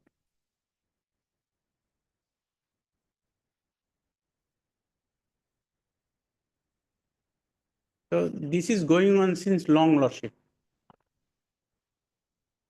And in the meantime, similarly situated is, teachers have already been provincialized, Lordship. I have the instruction, Lordship. But only single out us, Lordship. Lordship, whether this proposal has been forwarded to the finance department, Lordship, that is not written over here, Lordship. This is a proposal that has been sent by the Director of Secretariat to the Secretary of the Government of Assam, Lordship. Here, with reference, whether the government has forwarded for necessary approval to the. No, there is one contempt case also. No, this is the format, Lordship. The documents, Annexure 1, Lordship, that is the format. Because. No, Mr. Soliha, Lordship. one contempt case is there. Yes, Lordship. So, In that case, you have submitted that the finance department will take 3 weeks time Lordship. to complete the process and accordingly place for adjournment. Yes, Lordship. And In the order dated 5/3/2025. Yes. 3 weeks, not to 3 weeks, almost 3 months elapsed. No, Lordship, pursuant to that, I had placed one communication whereby it was said that there were certain financial implications of the said proposal the proposal was incomplete, because of which we had returned it back. Now, here, pursuant to that, this communication, Lordship, which is placed Hmm. That is on 1/5. Hmm. Finance had sought the clarification regarding the financial implications of the creation of these posts. Hmm. In pursuant to that, this has been written from the Director of Secondary Education to the Secretary Lordship. Hmm. And they have forwarded it to the Secretary to the Government of Assam Department of School Education. Hmm. Now, whether they have forwarded this proposal to the Finance Department for necessary approval, Lordship, that is what my learned friend can submit, Lordship, because this is addressed to the Secretary. Hmm. From this communication, Lordship, it is not certain whether they have forwarded the proposal to Finance for necessary approval, Lordship. So, Mr. Soma, why there's a piecemeal information? Lordship, Timber may place this, have this matter on Thursday or Friday, and my learned friend by then at least ensure that they have forwarded the proposal to the Finance Department for consideration, Lordship. Lordship, on last occasion, on 1st of May, Lordship, your Lordship was pleased to indicate that if no instruction furnished properly, personal appearance will be. Lordship, here, Lordship will see they have acted upon it, Lordship. It has already been sent to the government. Hmm. Now, whether the authorities in the government, my learned friend can obtain that instruction. In fact, it was listed on 28/4, Lordship. So that I can get the latest status, what is going on there. The matter was listed on But 28/4, Lordship. Mr. Sharma, there is a clear direction of this court in the order dated 9/8/2024. 9/8/2024. Latest by 6/9/2024. Already process is going on, my lord, so my lord, some time may be granted.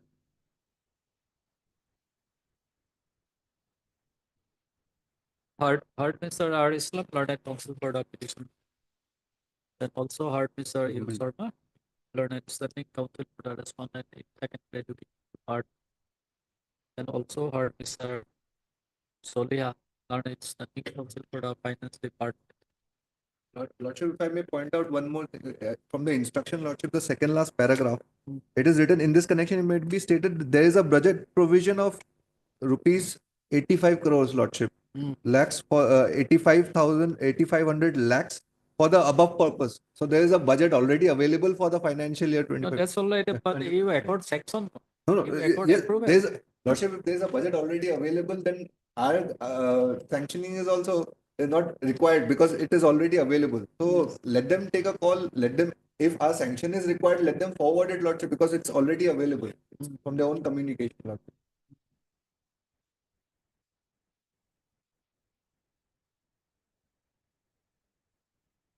During the course of hearing, Mr. Sharma has produced a letter of the Director of Secondary Education addressed to the Secretary to the Government of Assam Department of School Education dated 1/5/2025, wherein a request was made to look into the matter and to accord necessary approval for creation of 5 posts of tutor. No. Mr. Sharma further submits that up to date information is not available with him as to whether this letter was forwarded to the finance department or not, and he pressed for listing the matter on Thursday so as to enable him to obtain necessary inspection. Pair is accordingly allowed to list the matter on Thursday.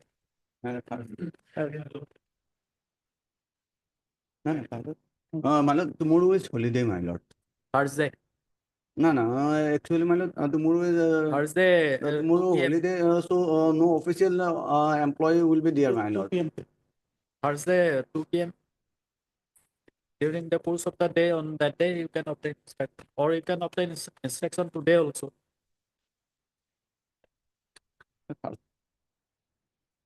The letter produced before the court today shall be part of the record. Lordship, by order dated 28/4, this matter kept as part had Lordship. Okay, keep the matter as part of.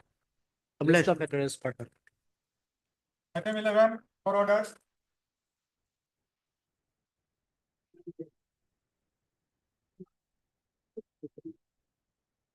Under as per order, that last order, I have received instruction, my lord, that suspension was reviewed twice, my lord. Pardon? As per order, that is the last order, my lord, I have received instruction, my lord, that suspension has been reviewed twice, my lord. First review, that first order is there, my lord, but second order, some difficulty I have. First order is? On reviewed on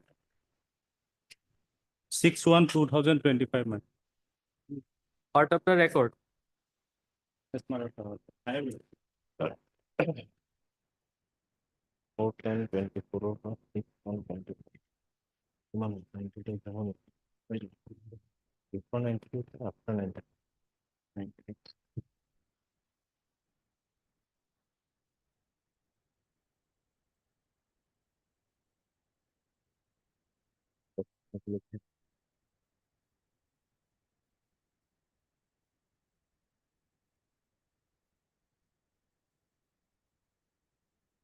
October. November, December, 3 days. January 26 days, 106, 30, 90. 92 days.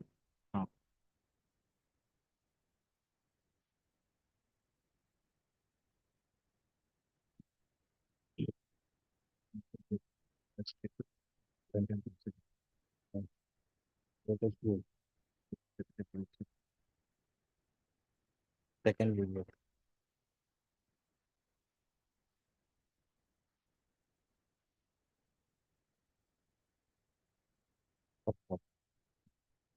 Yes, Mr. Muya.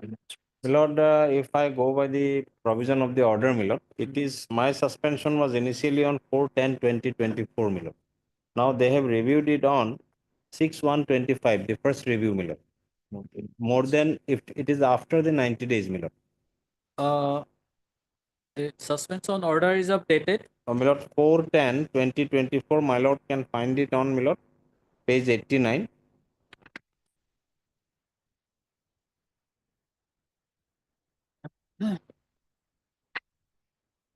And the review as per my learned, I have not the access of the order now. My lord, it had been reviewed on 22/1/2025, my lord. On review, meeting was. No, meeting is not the issue, my lord. The order of review has been passed on 22/1/2025, my lord.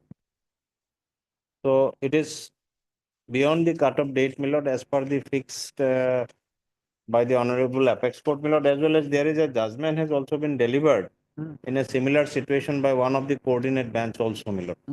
In such a situation, that suspension order has been interfered with, my lord. My lord, Yes, can, Mr. Pego. I need to. Whether review was done within the period of 90 days no, from no. the date of suspension. My lord, it prima facie it reflects from the date of the order, my lord. The order dated is 22/1/2025, my lord, and my suspension, if we calculate from 4/10, my lord, then it is more than 90 days, my lord. Accurate date tool one, accurate date tool one. Wait up, 3 months to. I know that Review meeting was held on 6/1.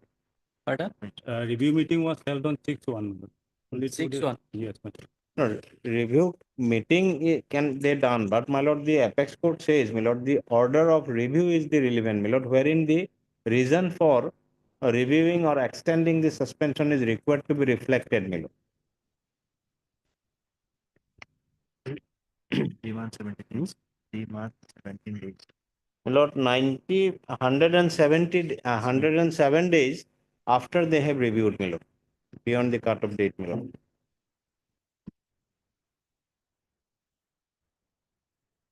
And in this order, my lord can find the relevant paragraph 20, 21 and para 9, my lord. So, Mr. My lord. Muya, My lord. so there is no quarrel about the proposition laid down in that case. Exactly, my lord.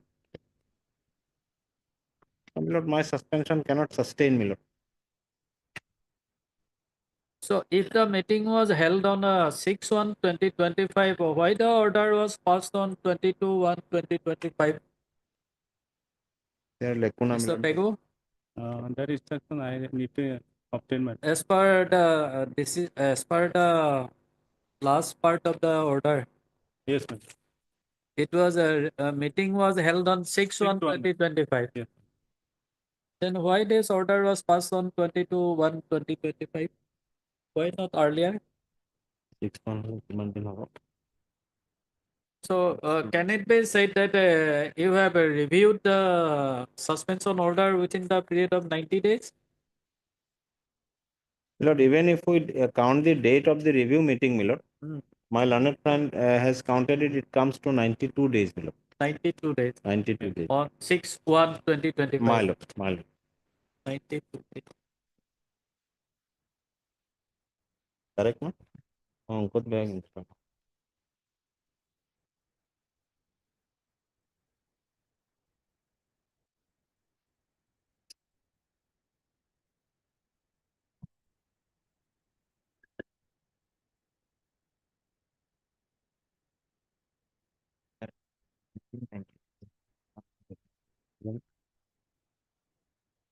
Thank you. It is clear. Reiterate. Second. Okay, we will pass the order. My lord.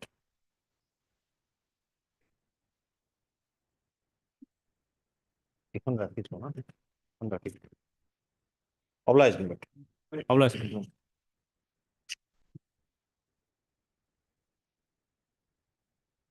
Item 12 for hearing.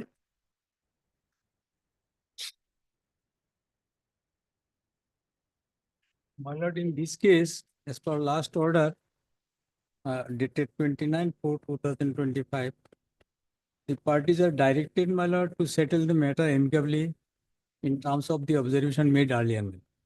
My lord, so far my information, my lord, the our side, my respondent, private respondent, my lord, has once approached the petitioner on 20th April in presence of, my lord, the elder brothers of the petitioner. That could not be settled out, but immediately after, my lord, this order, my lord, the petitioner, the respondent number 9 is suffering from ailment, and therefore he could not proceed again to settle the matter, my lord. So we may be given some more time, my lord, to talk with the petitioner, and they have also not come. But are you really interested to settle the matter? My lord, lordship has directed to make a, my lord, settlement out, my lord, amicably, my lord. That process, my lord, I want to do, my lord, but presently, my lord, he is in ailing condition. He cannot proceed, my lord. She, my lord, she is in ailing condition, my lord. So Yes, Mr. some maybe My time may be lord, given. my lord, with all respect to my respected senior friend submission, my lord, my instruction is otherwise. They have not till date approached. But my instruction is that, my lord, as my stepmother is getting the pension, my lord, if some amount is given to me for my survival, my lord. No, my lord, nothing is, because of the interim order, nothing has been. No. I am not saying that the amount right now or I am getting it. Nobody is getting any amount, my lord. That is admitted. But my lord, if my respected senior friend's client is agreeing to pay something to me for my survival, my lord, in that manner, my lord, we can amicably settle and can resolve the issue, my lord. Because I am not My denying lord, that she is not entitled. So far my lord, information, my lord, on 20th April, my lord, the respondent number 9, along with the elder son, means with the elder brother, approached the petitioner and offer him that he is ready to pay monthly 12,000 if the pension is disbursed. But that offer, my lord, they have not answered, my lord. They say that what the court is decided will follow. That was my instruction, my lord. But see, this honorable court has again directed, my lord, on 29/4/2025 to approach the again. We will approach, my lord. And what will, my lord, come out from this discussion, my lord, we will disclose by way of affidavit, my lord.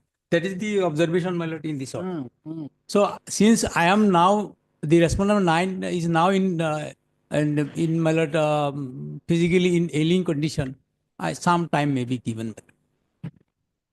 We offered 12,000. My lord, My lord, I am the mother.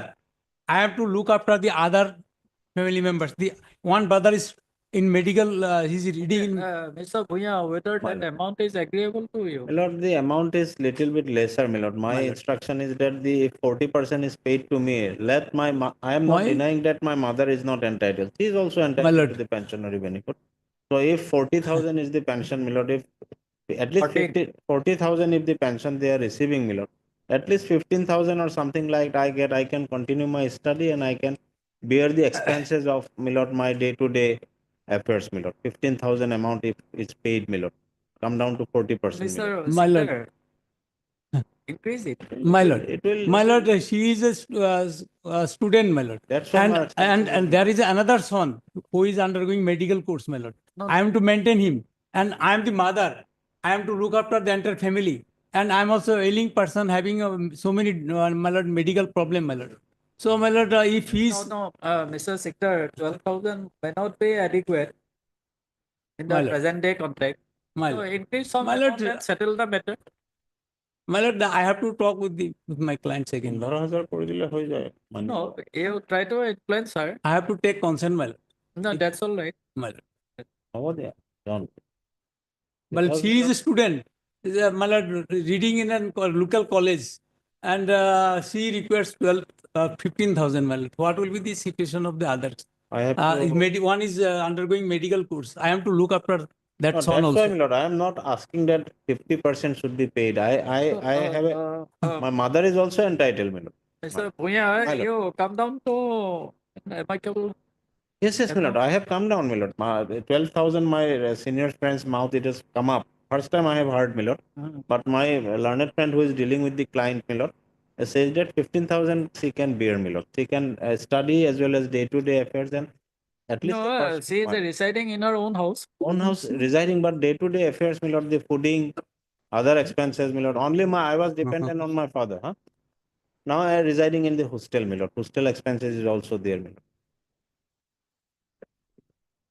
But it is In our days, my lord, I bear in 2,000 rupees in hostel, but it is not possible now, my lord.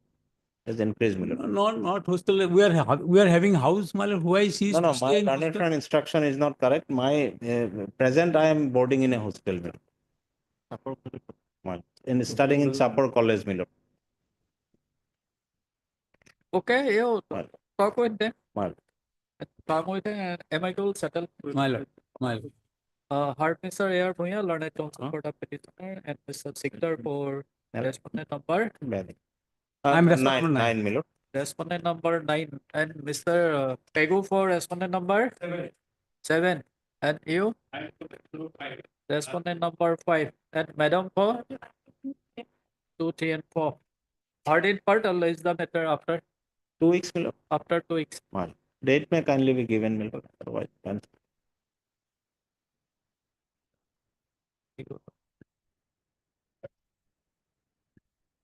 Copyright 22nd. My lord. Obliged, my lord. Highly obliged.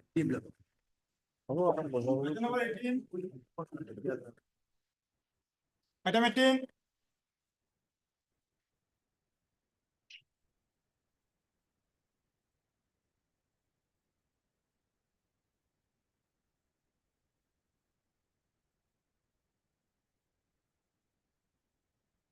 None appears for the petitioner on call. However, Mr. Borbuzari, learned standing counsel for the Finance Department. And Mr.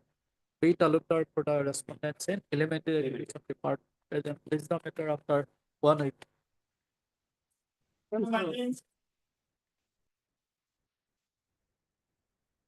May please, your lordship. Yes. My lord, in this case, my lord, there are two, my lord, prayers, my lord. First prayer, my lord, already, my lord, disposed of, my lord. Regarding the second prayer, my lord, the academic in charge that has been set aside. Yes. And the second part is, my lord, the in charge principal. My lord, that is it. Last time they take time to file affidavit, but no affidavit has been filed today. And the petitioner is the senior most, sir. He was appointed in 1995. The Kaushik was allotted in this matter, my lord. He is on leg, man. Okay. And the case is covered by your lordship judgment, my lord. Madhav Chandra Polita, my lord. Here, my lord, directed to the my lord, petitioner is entitled for the in-charge principal. And the impugn order was set aside, and the honorable court directed the authority to give the in-charge principal to the petitioner. Can you, Mr. Sama, argue the matter? Actually, I am not prepared. Not prepared. In which court he is presently? Court number 14 probably. 14. Oh, 14. What to do? Day after tomorrow, then. My lord. Yep. Yes, agreed by learned advocates of both the parties. Recessal is the matter day after.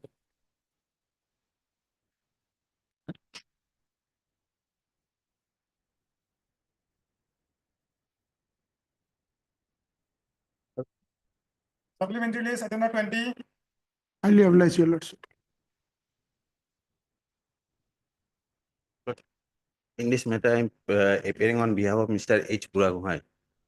He have submitted his leave of absence of lordship. I'm playing for an adjournment on his behalf. Lordship. Okay. When can it be listed, Mr. Sarkar? He will be not present till 9th, lordship. After Till? that, 9th. 9th. It's 9th. After 9, After 20. after 9. After 9.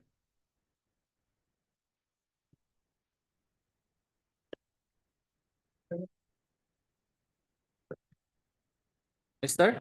C. Sharma, lordship. C. Sharma, learned counsel appearing on behalf of Mr. H. Buragohai, learned conducting counsel with consent from the other side, as well as the matter. On 22nd, 27th of May.